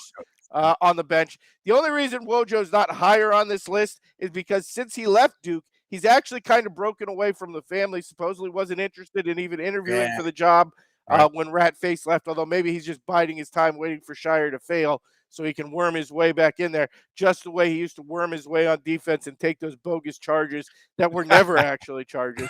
Meanwhile, every time it happened, Dick Vitale screaming his head off about how much he loved Wojo, and then we'd come down and Wojo would immediately give the ball up and run back to the defensive end of the court because he was totally incompetent offensively. Again, look at him. How can you be coach's son guy and not be able to shoot? And have you ever met a coach's son who couldn't shoot? Look at the Hurleys. I mean, come on. Well, then the Hurleys could shoot. Yeah, that's what I mean. That's what he's saying. Look at the Hurleys. They all shoot. Both of them. Bobby was actually a pretty good player. Like, as much as I'm not a fan, Bobby. I mean, Bobby he would have been a candidate for this list, no doubt. I mean, when he was there. Although I have 2 guys, I'm amazed if they're not on this list. Well, I think you probably know who number 2 is going to be. Yeah. And that is nobody continuing to this day to be more Duke than this man. Number 2. Yeah. Okay. It's Jay Billis. Yeah. Billis. Yeah, obviously. This is, of course, a picture of. Before you Jay go into Billis. that, though, I mean, that leaves an overwhelming number of possibilities at number No, 1. it doesn't. There's only number 1. Number 1's the easiest one in history. There's one. Number 2, let's just talk about Jay Billis because I'd like to point out Jay Billis was actually at Duke from like 1983 to 1986. That's right. Jay Billis was wearing a Beatles haircut 20 years after the Beatles broke up. And he was from California while he's starting at Duke. For those who don't remember Jay Billis's playing career, and many people don't, Duke actually started to surge and be good during Jay Billis' senior year. Up until then, they had largely been very run-of-the-mill. Jay Billis was Coach K's ultimate hatchet man. Now, of course, he goes pompous every time somebody makes a dirty play and doesn't say what he should say was, oh, well, compared to what I used to do at Duke, that was barely even a foul. And nobody has carried the rat face torch more than Jay Billis. I'm kind of surprised that Duke didn't do a Indianapolis Colts and try to hire Jay Billis to be the new coach, to be Ratface's successor, because nobody would have fit better than Jay Billis. No, but I that's guess true. Jay Billis didn't want the Duke coaching job because he's got his number 1 career, which is selling his wife's terrible artwork over the internet, and his sideline career working for ESPN as an announcer, where he constantly reminds you about every 30 to 45 seconds that he went to Duke. No matter who's playing. You could be doing a Big 12 game. You could have Kansas versus Texas, and Jay Billis is going to work Duke into the conversation at least 45 times throughout the course of the game. It is sickening. I will go Mushnick with you on that for sure. Again, and usually it's about guys he played with who nobody remembers. Like, how about he'll that be watching documentary? some guard play, and he'll be like, oh, yeah, he plays a lot like Johnny Dawkins. Nobody remembers Johnny Dawkins except for you, Jay Billis. Nobody remembers those guys. That 30 Nobody for wants to hear 30. a Mark Allery reference just worked in for random reasons, Jay Billis. That 30 for 30 he produced for ESPN, though, about Which one one? of The the Duke rape championship dates? teams. Oh. No, you would have thought he was the star, that he was the catalyst on that team. You know, that the team he that averaged, lost I to think he Purvis averaged Ellison? like 6 points a game or something. And Again, the way he was that a thing was hatchet man. presented. Yeah. He was a You would have hatchet thought man. he He was won the it. original Coach K hatchet man. He was there to give 5 dirty fouls per game. Yeah. No, I mean, no surprise he's on the list. Although, I mean, I guess the number one would be the most infamous of Duke douchebags, but it still leaves itself wide open Still for few that are speculation. It really Yeah. doesn't. There's No? only one for number one, and that is this is the one spot that I don't think Filipowski could get to. I think Filipowski could get as high as number 2, but number 1 is unassailable, and the Dukiest Duke player of all time.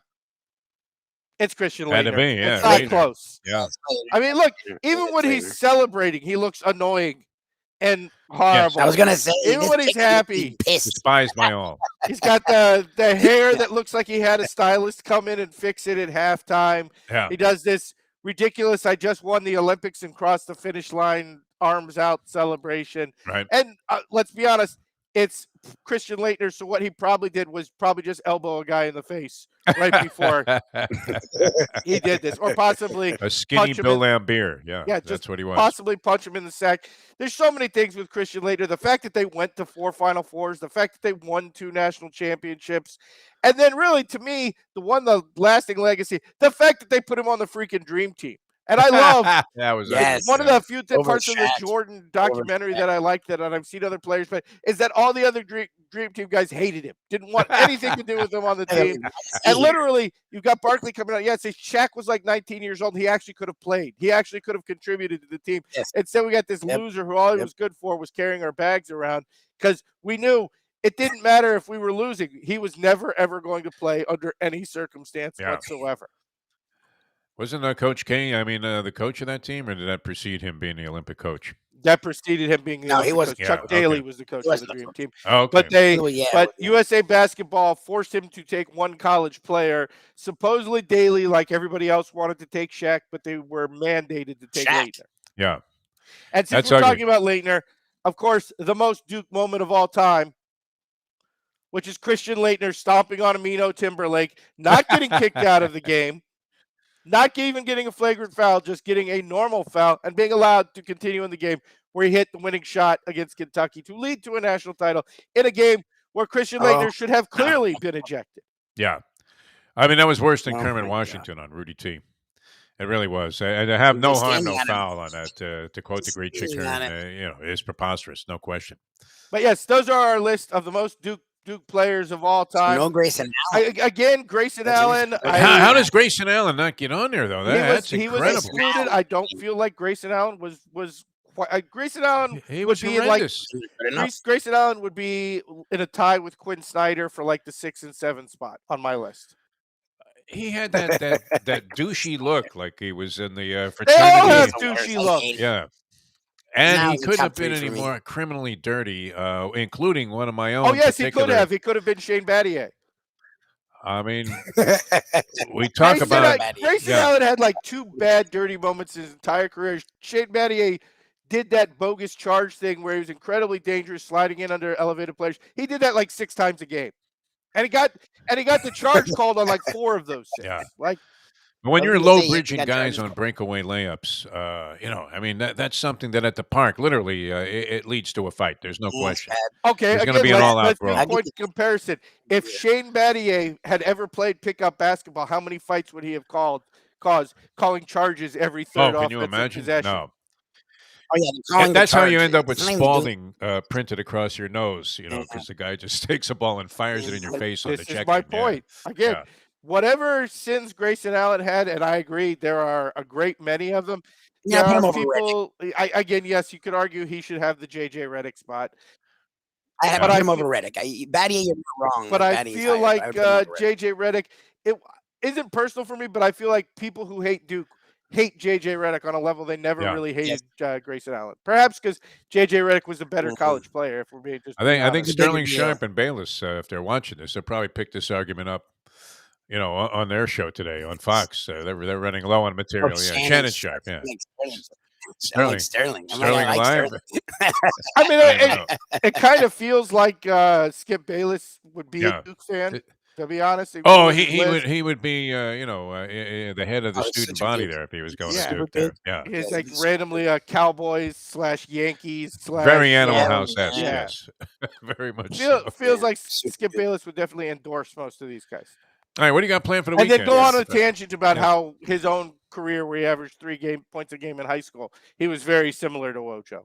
What do you Exactly. have planned for the weekend, Professor? Anything Just special? watching some football, getting ready maybe for Thanksgiving, do a couple little shopping runs, get some food. It's a great week to be prepared to stay by yourself and watch sports on TV all week. What about the Foundry on Thanksgiving? What's the story there? Open, closed? Closed. Closed. Okay. All right. We're just close all together. All Oh, right. cool. Sounds Okay. good. Professor, always a pleasure, my friend. Another dynamite job on the big All right, board. Tim, man. The Thank you. Dookiest, as in Dook, Dookies of all time. And a well-represented list, and with many open possibilities, too.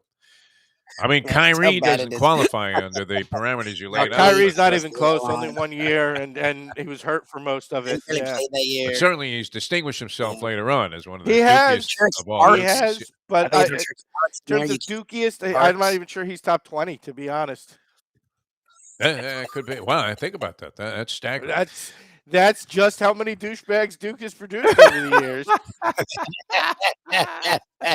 Billis Again, had to but be in on the terms of list. this list, let's keep our eyes on Filipowski. I feel like he could easily be in the conversation by top 5 by the end of his freshman year. And again, the NBA is not going to want anything to do with him, so we're going to be dealing with him for a long time.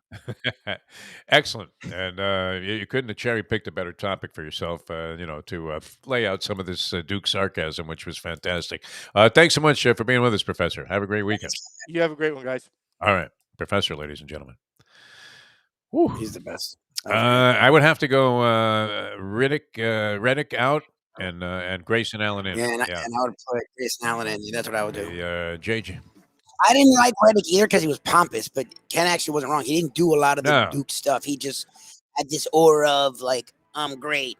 But a lot of college players are like that. So the Grayson Allen, literally, and I think it's more than 2. I think he's being nice. Grayson Allen, I feel like every game trips in one, like for like 3 years. Reddick, I mean, he was like Grayson Allen Rick was Mount, going way back. Yeah. Steve Alford. I mean, he was just chucking them up there, and had Yeah, an he was excellent annoying. shot. There's no question. The He was college good. 3 to JJ Reddick, even as a college aged That player, was- I mean, was dope. it was like a free throw. That 20-foot shot is nothing. When they first came, Yeah. it's time they move that back on the collegiate ranks, is it not? Been a long And time. maybe even in the pros, make it. They love it though, right? Nice. Seeing 50 But they attempts like a game from 3-point range. I hate it.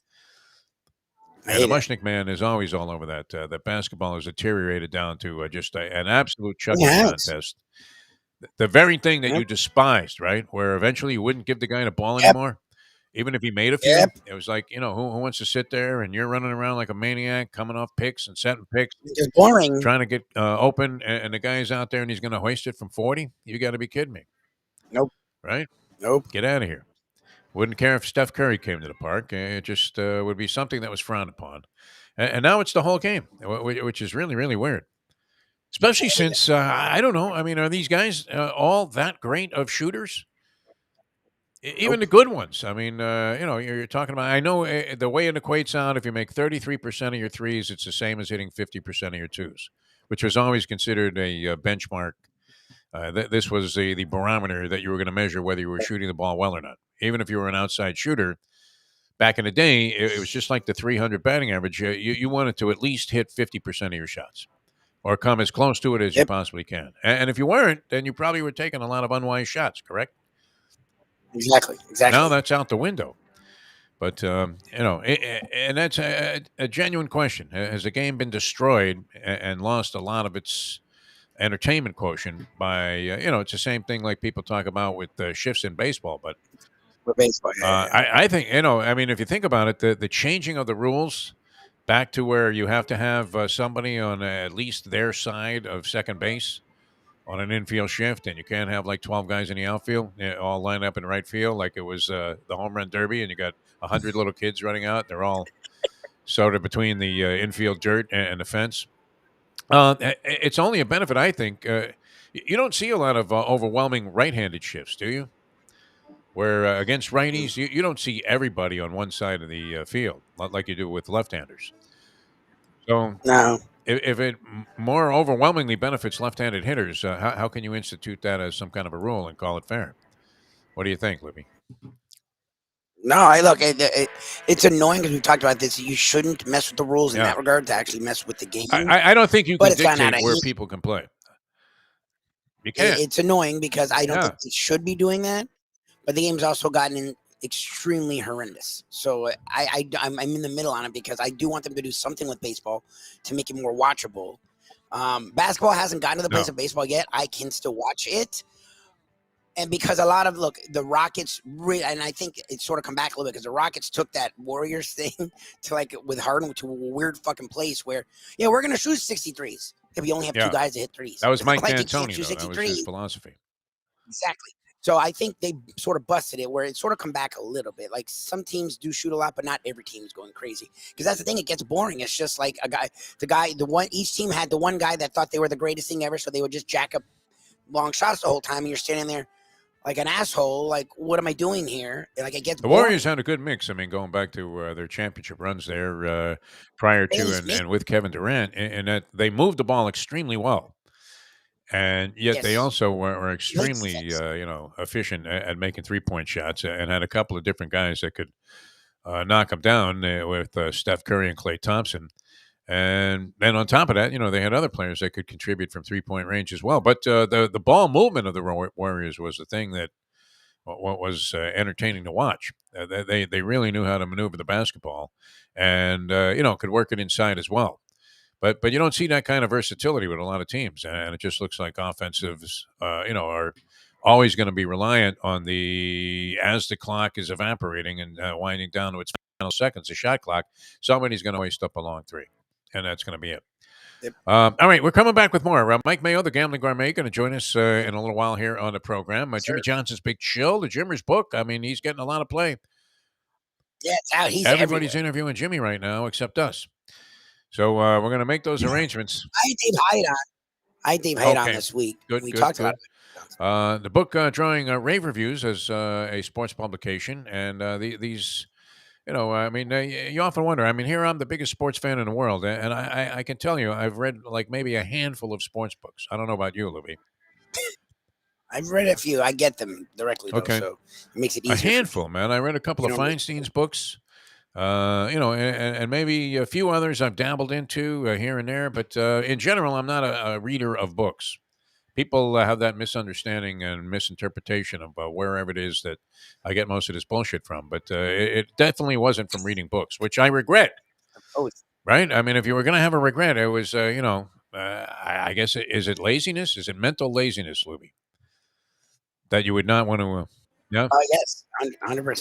Yeah, is it too late to change at 71 and start becoming an avid reader of books? I'm a very slow reader also. That's because I'm usually taking a crap when I'm reading. I was going to say, you're losing it. It's about the only time I'm reading, to tell you the truth. Right? You ever try to read a newspaper on the beach? Not an easy thing to do, my friend. Oh, no. The paper is perfect for that part of life. Very much so, yeah. But anyway, Jimmy Johnson's Big Chill. We're going to head down there and have some great food and drink, talk to Jimmy about the book. And Dave Hyde, hopefully, will be able to join us by, either being there personally or via, technology. We're going to try and drag Mike Mayo, the Gambling Gourmet, down there because we want him to try the food at Jimmy Johnson's Big Chill. And Keys Dining is a whole different thing, right? I mean, there are a lot of places there that people would recommend and say, hey, if you're going to eat anywhere, eat here. And yet there are a few like sort of iconic staples down there as well. Now, I think Jimmy Johnson is a new breed in that category of places that you would say, yeah, I absolutely want to hit that place every time I'm down in the Keys. And then when you talk about, the atmosphere and the scenery and everything, it's just absolutely beautiful. Accommodations are exquisite. Check that out at Jimmy Johnson's. BigChill.com and make your plans. I mean, it's mile marker 104, Overseas Highway. As soon as you hit the Keys, boom, there it is. If you're heading south, it's on the right side. If you're coming back from Key West or Marathon or Isla Mirada, right there on the left. Before you get into that treacherous stretch there where you're thinking, wow, who designed this road conceptually?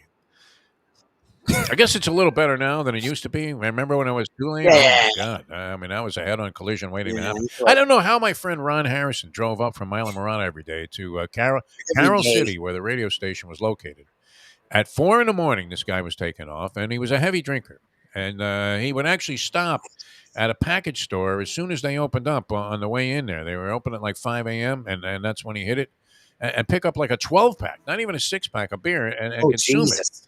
The guy would reek of Oh, alcohol as he God. came through the door. He'd then flawlessly read a sportscast and go into a live commercial read that was like, ad-libbing the whole thing. I marveled watching this guy because this was my first kind of exposure and, dealing with the idea of doing live on-air, endorsements for people. And he was great. He was selling like DeCarlo lots. I don't know. I mean, which was a famous criminal enterprise in New Jersey, but that type of thing. And like Eric Estrada, he was selling lots in the middle of nowhere in North Carolina at a time where nobody ever thought about moving to the mountains of North Carolina, and they were sold out. Some cat on an AM radio station in Florida is telling you to go buy a place, an empty lot in a mountain somewhere, and people are buying them like there's no tomorrow. Unbelievable. Probably millionaires today as a result. But he would be coming up and always fueled by massive amounts of alcohol. And, you don't necessarily want to be in that condition when you're driving on the Head to Jimmy head Johnson's. to Jimmy Johnson's. It's a much easier thing. Yeah, You just stay stay there. there. You don't need to go Yes. anywhere else. It's fantastic. Great food and Exactly. drink, great atmosphere, great vibe. Live bands all day, Saturday, Sunday. The boys themselves even get involved. Larry Calvano and Dominic and Jemmy. And, run by great people. That's part of the thing, too. Big St. Thomas Aquinas High School connection Yes, down there contingent, also. yep. With the Jemmys and Larry Calvano. And then, of course, Jimmy, he always gives off a good vibe, right? You never, are around Jimmy when you think, oh, my God, this is going to be a bummer dealing with this guy. Oh, no. No, He's always great. fun. He's a blast. So check it out for yourself. Mile marker 104, the Overseas Highway in Key Largo. Great food and drink, great times at Jimmy Johnson's Big Chill. All right, coming back with more. Mike Mayo, the Gambling Gourmet, going to join us here on the show. He has his own show, and you guys are going to be on the road. Now, Mystic Lobster Company. be tough for me to schlep down there. I was Chicago unaware of this Fort development. Tough for me to schlep down there today. So you're saying Nikki Mohan going to handle the chores? Nikki Mohan is a visit Lauderdale Friday. Nikki Mohan's supposed to be in the fray and tow with us. So you are off. I saw one of your discussions was about sides for Thanksgiving that you could live without. Yes. What was yours? Sides you enjoy. Mayo wanted us to pick our top 3, and then of the top 3, what's the one you don't like? It's funny. The one I like is the one everyone hates. I like green bean casserole. Green bean casserole I could live without. I was going to say that. That's what people aren't big fans. You're always obligated to take some because your ex-wife made it or something, Yes. and she's there. Yeah, My mom makes it. She does a good job. So you have to put a little on what your people plate, did. but you're feeding it to the cat as soon as you can. Here, Snippy. Yeah. Whatever. All right. Well, what was your favorite? I mean, stuffing would be very high. I like mac and cheese. Like if you're being down here, a lot of Mac people and have mac and cheese. cheese. I could at live a without that Thanksgiving, as so a I like mac Thanksgiving thing. Yeah. and cheese. I love mac and cheese. Someone Sweet has- potatoes, mashed potatoes. My dad used to, do the double, where he put the potatoes back in the skin and then baked them that way, Nice. like after he had mashed them. I mean, stuffed, yep. it was tremendous. It was Double an stuffed, those are item that everybody was like, hey, when are the potatoes coming out? That was the big thing. It was great. All right, we're coming back with Mike Mayo, the Gambling Gourmet, here on the Defo Show at Degenerate Friday. Mark Lawrence, we did not get his picks, did we not? We did? Okay. No, I never got his picks, but he had somebody pass in his family, I believe his sister. So we wish him all the best and our condolences and naturally all of our sympathies and warmest regards are with Mark Lawrence. Real good guy and a totally different departure from some of the other handicapping that we get on the program, including, did you do a little Brandon Lang yesterday? I did. Brandon Lang, actually, remember he was 6-1-1. Following the week before, last week he was Nice. 4-1. So we got a guy 10 So and he's 2 been on the air. 10-2-1 the last 2 weeks, and he was in rare form. I would be amazed if any other handicapping show had anything close to that. I mean, I mean, first of all, just what he's doing. I've been reading this Action Sports thing that I always read you with the brilliant logic in the New York Post, and the guys. whoever they have, whether it's their hockey guy, basketball, nothing but losers, like a steady stream. I think they had one winner in the last week of the 7 days that I was reading this particular column from Action Sports. And as I said, very eloquently set up with brilliant logic and all the analytics, and everything makes perfect sense. And then you look, and there's the guy's pick, and you could just put a line through it, like it was Let It Ride, and you were Richard Dreyfuss. Put a line right through it and go the other way. They did hit with, I think, Kent State or something, covered a point spread by a half a point on a just hideous backdoor cover. If you had the other team involved there, where they scored a meaningless touchdown with like a minute to go in the game, they were never going to win the game. And got within 7 and a hook. All right, coming back with Mike Mayo, the Gambling Gourmet, in just a moment here on the Defo Show. Now that it's 8:40. Ponies in Style at Champions, the outstanding simulcasting room at beautiful Hialeah Park. Yes, the grand old lady of thoroughbred racing has never been more vibrant, and you can wager on the races from the top tracks around the country while enjoying a cocktail at the Brass Rail Bar or any of the fine food served throughout the facility. If poker is your game, you're covered in Style, and you can play all your favorite Vegas-style games, including blackjack, craps, and roulette, in Hialeah Park's sizzling hot casino. Get a player's card when you walk through the door for all kinds of generous amenities, including our favorite, free play, when you come out to the ultimate casino and entertainment destination, Hialeah Park. Hey folks, Tony Segreto here. Since day one, Catholic Health Services has been part of Old School. And since we've started letting people know about them, it's changed their lives. You see, Catholic Health Services, while being recognized as one of the top places for stroke rehab in the country, it's also about a group of people who not just excel in what they do, from the doctors to the nurses to the therapist, on and on and on. It's how they do what they do every single day that separates them from the pack. They do it with a passion, unmatched, and the inclusion of family in every step of the process. Trust me when I tell you this. If you want the best, unmatched rehab with a special group of skilled, caring people, there is truly only one place, and that one place is Catholic Health Services. These days, we're all looking for comfort anywhere we can find it. Thank goodness for Landlubbers Raw Bar and Grill in the Plantation location, because they are making sure you are as comfortable as possible. First of all, they're not only open for delivery and pickup. All you have to do is go to landlubbersbarandgrill.com for both pickup and free delivery. Their hours have changed a little bit. Monday through Thursday from 3:30 to 10, and Friday, Saturday, and Sunday from 11:30 to 10. You're going to have the best wings in the world. You're going to have a great burger. You're going to have their amazing soups. Again, Landlubbers Raw Bar and Grill. It's nice and easy. Just go to landlubbersbarandgrill.com for both your pickup and free delivery. Thank goodness for Landlubbers for making you always feel right at home. He'll fight Brian Cox in the locker room. He'll challenge Bill Parcells to a verbal shout-out. He'll stare down Johnny Chan while holding pocket twos. And then he goes Mike to Mayo. the for the savants. How about that? Yeah. I will crush I'm in your School hopes of and Finance. dreams with it. Mike Oh, Mayo, the Gambling Gourmet, joins us here. I do all those things, and I also crush your hopes and dreams with a 3-word text giving you the bad news about game one. Well, this was particularly brutal, and Michael, I thank you for doing that. The modern day odd couple, Defo and Lubie, are on now. It is, of course, the Defo Show. All right, welcome back to the show. There it is, the bright lights of Hollywood shining on Mike Mayo, the Gambling Gourmet, who joins us here on a Degenerate Friday. We're all in Jeff- blue. We're all color coordinated today. Is it a blue day?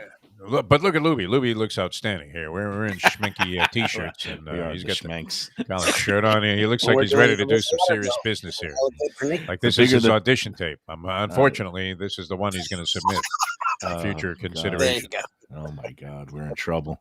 How are you, Mike Mayo? How are you? How are you, Defo? You're Good, all. I hope you're freshened and Yeah, I feel good. rejuvenated after a week of getting pummeled. No, you actually did well, and the Mustang got pummeled. Mustang destroyed.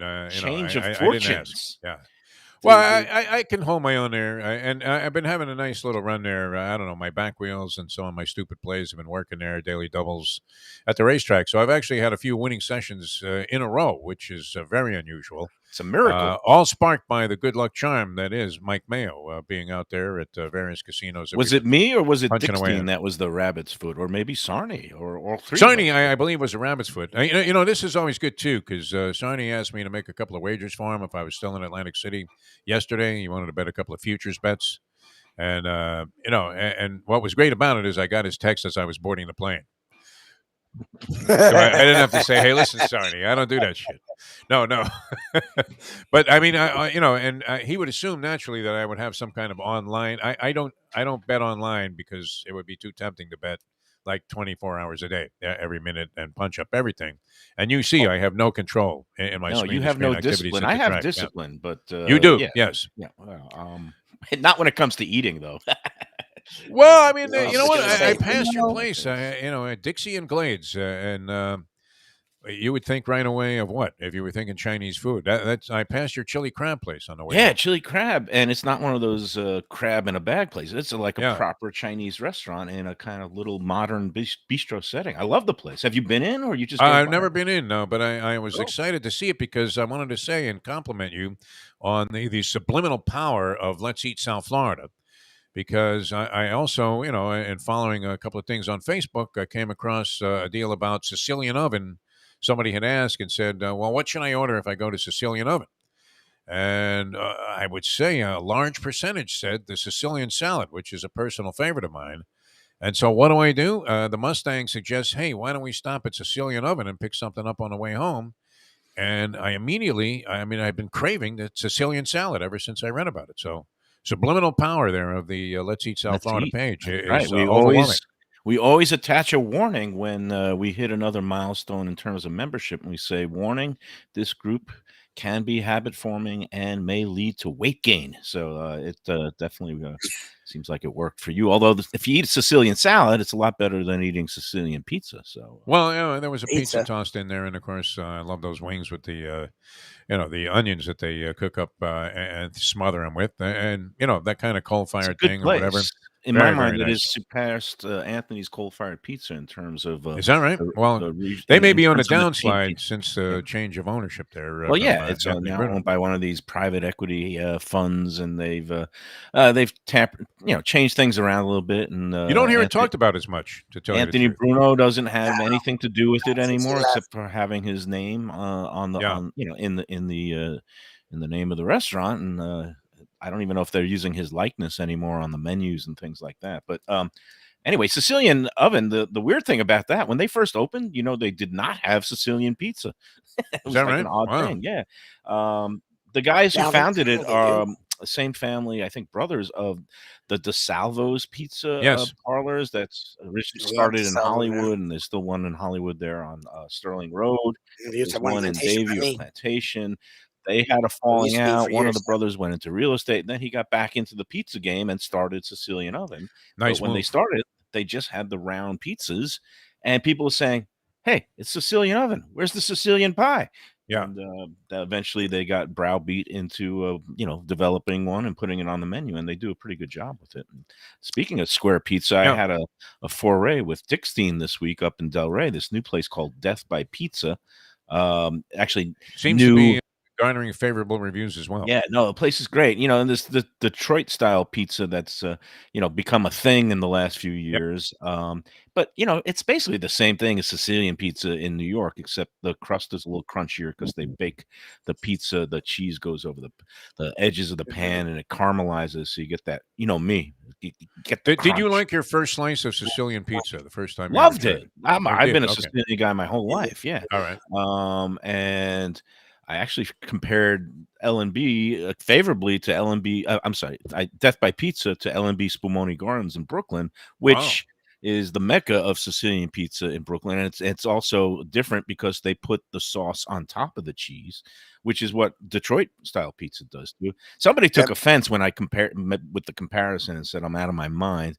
And yeah, it's a little bit different styles in terms of the Spumoni Gardens doesn't have that crunchy edge. A lot of it is actually soggy. And the last time I went there, I didn't like it as much. It just seemed like a wet sponge as opposed to this stuff. You get the perfect blend of crunch and soft, pillowy So interior. you get a big thumbs up. Death by Yes. pizza. Boy, Oh, I've really? gone food intensive. I wanted to start with Yeah. booze, and the big news and the headline of the day. I don't know if you saw this, Oh, Defo, I but did. I was going to bring that up. It was the actually in my little notepad, but I couldn't read my writing.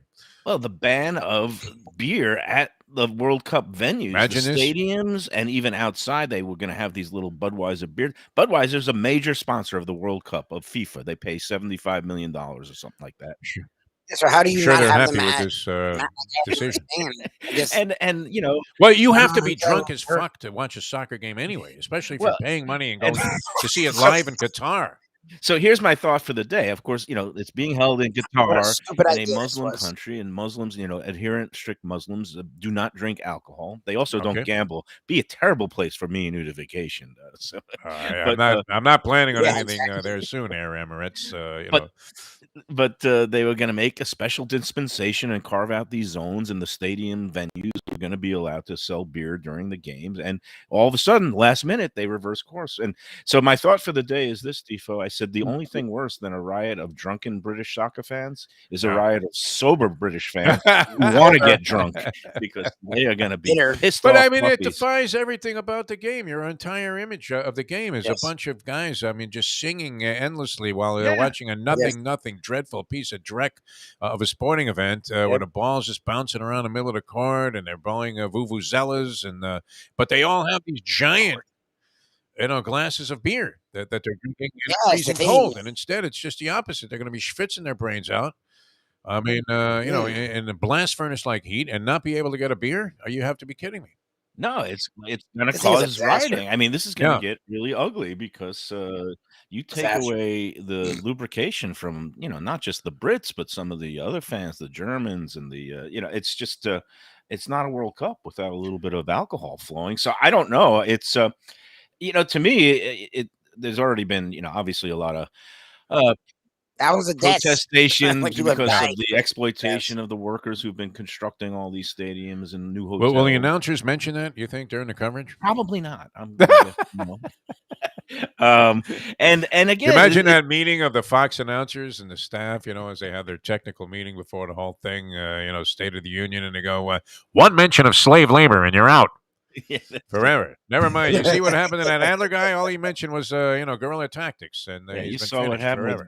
with Gary McCord at the Masters when he Yeah. mentioned body bags, and that was just figuratively. These guys, if they mention body bags, they're being Oh, literal. that was the other thing about getting on that bus yesterday. When they opened up the thing to put the luggage in, there were actually 3 body bags in the lower bin on the bus. The other thing, too, about this I hope they had them on particular ice. this junket, I mean, you don't want to go through the body scanner. It was incredible how many people they had to stop afterwards, and that are under immense scrutiny because there was stuff showing up in the body scanner that shouldn't show up in any human being. Were they doing I'm cavity talking about searches? metal. I'm talking about everything. I mean, Yeah. this was some group I was with. There you go. Really, like if you were looking at some war film where the wounded were being marched to the hospital or something. That was kind of like the group that we attended this junket with. It was absolutely you would have loved it, Mike Mayo. Just an Yeah, endless stream of laughter, that's my as you looked around future. the room. Very soon. Yeah, well, I'm glad that you had a good time, Chef. I'm still, I guess, a little bit intrigued by this Chef Ebola's. Like to name a place Chef after Vola's, yeah. Vola's. Oh, I thought it Yeah, was yeah. Ebola. I thought why would you Don't name be the saying place things like that. You know what? after- They watched the show, and there have been people that made comments about Chef Vola's you that won't weren't see- favorable, and you won't they, see they, him they no may, more. All yeah, right, so much they for may my be dangling from the wisecrack Ferris wheel about on the pier. Yeah. a virus. Okay, never mind. Chef Vola, can you spell it for me? Chef So I'll Vola's was never- great. It's VOLA''S. Okay, Very so I obvious. will never A make that restaurant that mistake any again. self-respecting critic should know about because it's been operating for over 100 years and the same principles. Although they have lightened up their policy, and we talked to the owner about that, who was the maitre d' and of course and super friendly once you get in there. The other thing that's very unique about it, tiny place, Michael, and yet they accommodate a lot of sort of larger parties. Yeah, Tables that's of good. 6 or more, and they do it very well. I mean, the food comes out very quickly. It's all well prepared, and great little joint. But yeah, I mean, I can't imagine you wouldn't love this place because it really has that like New Jersey, Philadelphia sort of. It seems like there are a lot of large groups of guys that are partying there. and and you bring your own booze, so everybody's drinking good stuff. Right. That's the I nice got a part. check. I mean, for an outstanding meal, the check was $75 That's for the a good Mustang deal. and me. Unbelievable. For two? 75 for two? 2 Ooh, for 2. yeah. Yeah. We had we didn't go crazy You there did a because lot better than I had the birthday bash show. Not bash. It was a dinner for three. Me, my daughter Natalia celebrated her Oh, but you went to 17th that last fancy night. schmancy place, right? We went Sex in to the City or whatever that Bay. was. No, we went to no. No, he didn't go We to went Sexy to Fish. He went to a place Bay, called the Bay at Hard Korean Rock. Grill at the Hard Rock, and Uh-oh. we What'd still that set ended you up back? dropping 3 sticks. 3? And All right. Well, yeah, that's and it's one of those places where they, at 100 a head, that's the going rate for a nice plate. The food was really yeah. good. All right. But you're right, Lubie. It was do it yourself, and it got a little hairy there. Hate. Where we ordered one dish from the kitchen. The lamb chops came out beautifully cooked, and then we get a Right. pile of meats that we got to throw on the grill ourselves. And then there's this beautiful kimchi fried rice. You had to with an cook the egg. shit yourself for And then it's 100 a like, pop? do I I eat the hate rice when that. it's still hot and then start cooking and then you let it go too long? It was Yeah. very. You have to do It, math. I don't Why want don't to you just do go to it. a barbecue at your neighbor's house? I mean, at that point, I and hate that. My wife get the loves steaks that. at Tropical Oh Acres. my God, this is so fun. I'm like, you don't cook at home. I'm like, why do you want to cook here? They call it You don't cook at experiential. home. Yeah. That's literally I said. I'm like, babe, we don't like cooking, and that's fine. I'm not even mad at you for it. So why are we gonna pay $200 Yeah. to cook our own food? Look, Like, How'd you do hell on the that makes cooking no there, sense. Michael? It's okay. Did you overcook your steak and have to send No, it back Michelle yourself? ended up. What do you Michelle do with it ended then? up. Shove it up your No, ass? I no. mean, what do you do if you overcook your own steak? No, well, you have nobody but to blame but yourself, you're and that's fucked. why I always say you got to undercook it. But It's Michelle like ended up. going to the windows and instead of going to a parimutuel clerk, punching your own tickets. Then if you make a mistake, it's on you.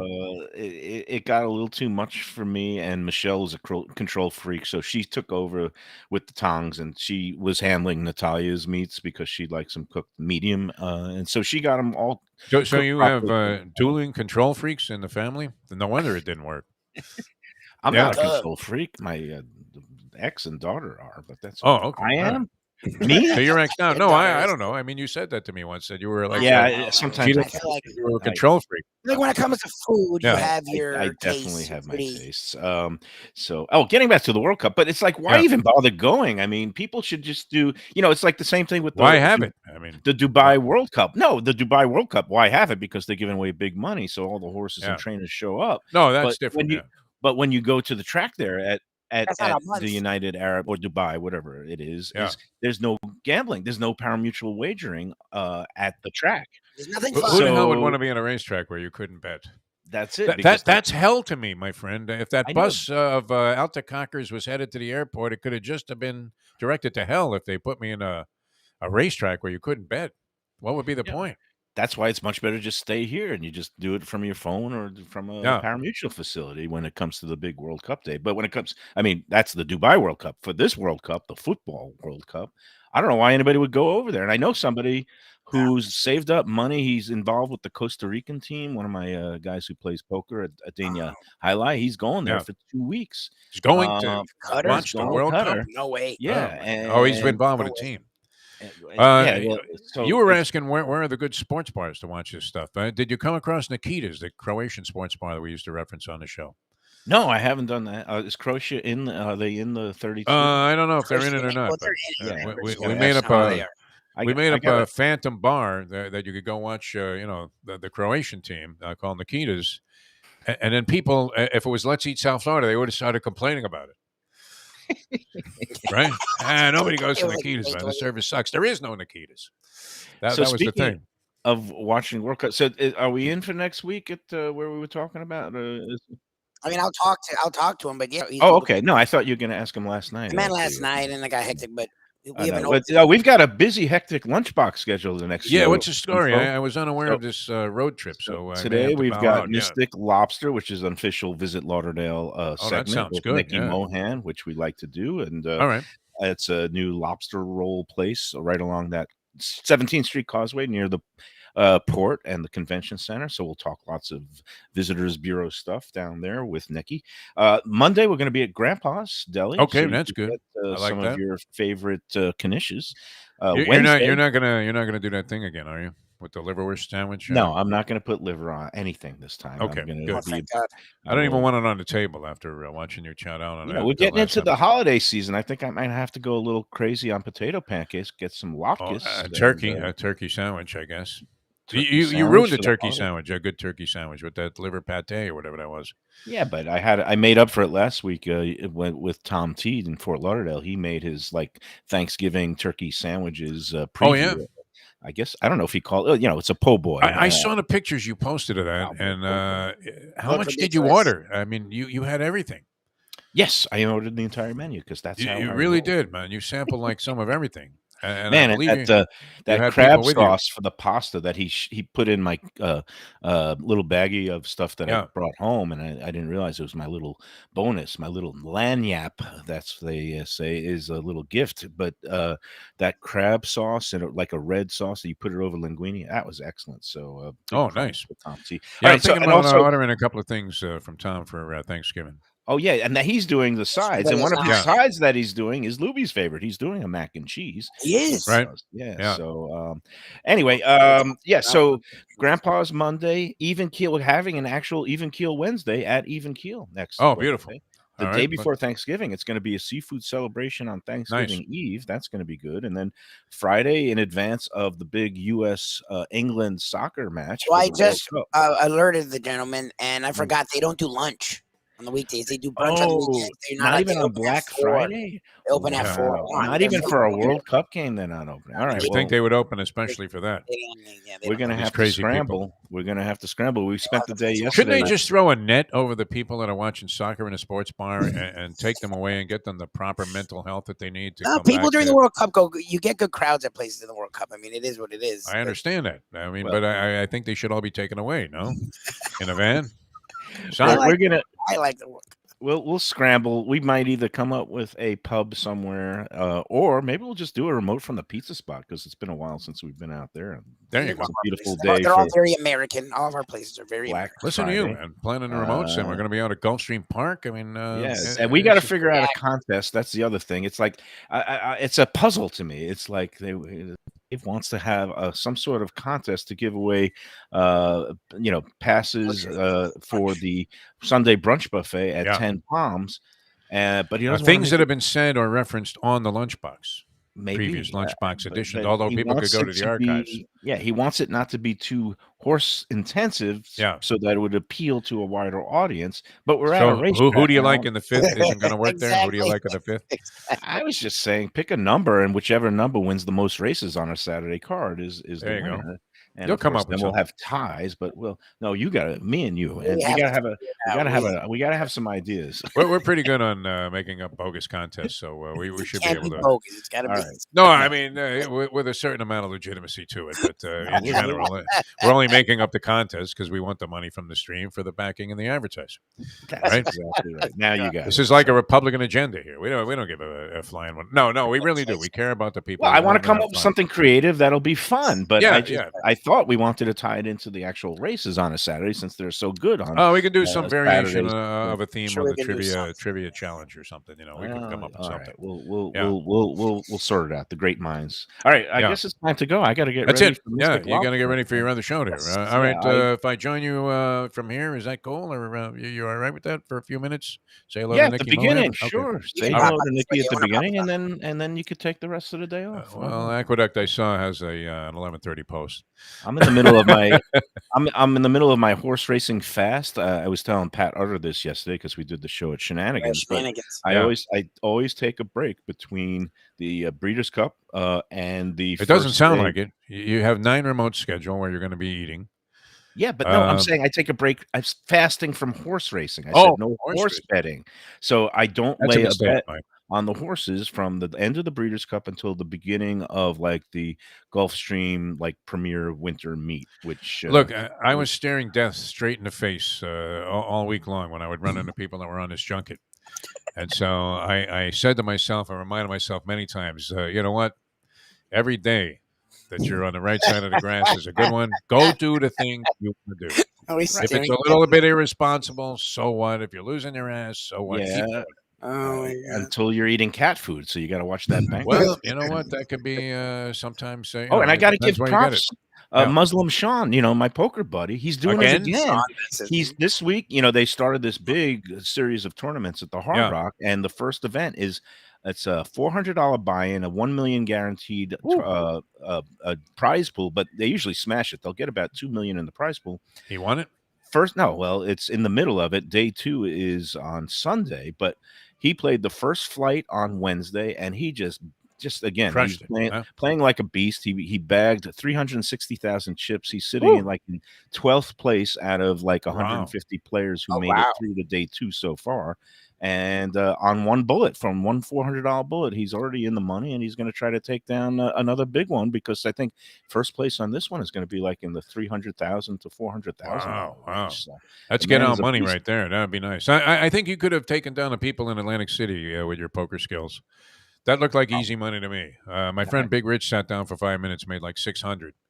And he attributed it to good cards. But you should have seen some of the derelicts that were at these poker tables. Shooting fish in a barrel, so to speak. So yeah, I would think that a competent player like your buddies, could go in there and just make money all day long. I mean, they could retire and become Doyle Brunson, and just play poker for a living. And maybe they do. I don't know. Do these guys have jobs that or that's all they do? They're starting businesses. Some of them are, doing all legitimate stuff. All right. Yeah, legitimate stuff. Semi-legitimate, but all right. I have to get you up to Chef Vola's on one day in Atlantic City, Mike Mayo. Well, I'll settle for Jimmy Johnson's Big Chill. That's definitely on. That's coming up. Is it on? Because I've been hearing about this for 3 months. It's on. Don't worry. It's on. I want that fisherman's pie. I want to bring my fishing reel when I sit at the table with the pizza and just like you're going to need it. You're going to need it. Okay. If anybody could eat like 2 or 3 slices of this, it would be you, Mike Mayo, which would be awesome. All right. Over under 3 and a hook. 3 and a hook. I'll eat half the pie. Always a pleasure. All right. We'll see you later on. Mike Mayo's Lunchbox. And that you guys are going to be live on the road. I would imagine Lubie's going to be indulging in several of these lobster rolls and things of that nature. So it sounds really good. Always great having Nicky Mohan on the show. Michael, we'll see you later. And thanks for joining us here on the Degenerate Friday. Back. Yep. No beer at the. Can you imagine it? This was weird, especially the World Cup. The Europeans drink. You have to be blown away. That's what Americans drink. Like that's shit-faced drunk to watch this stuff. No, you don't have to, but it makes it more fun. Through the entire thing. They're in person. The fucking circus. It doesn't make this whole thing is a ton.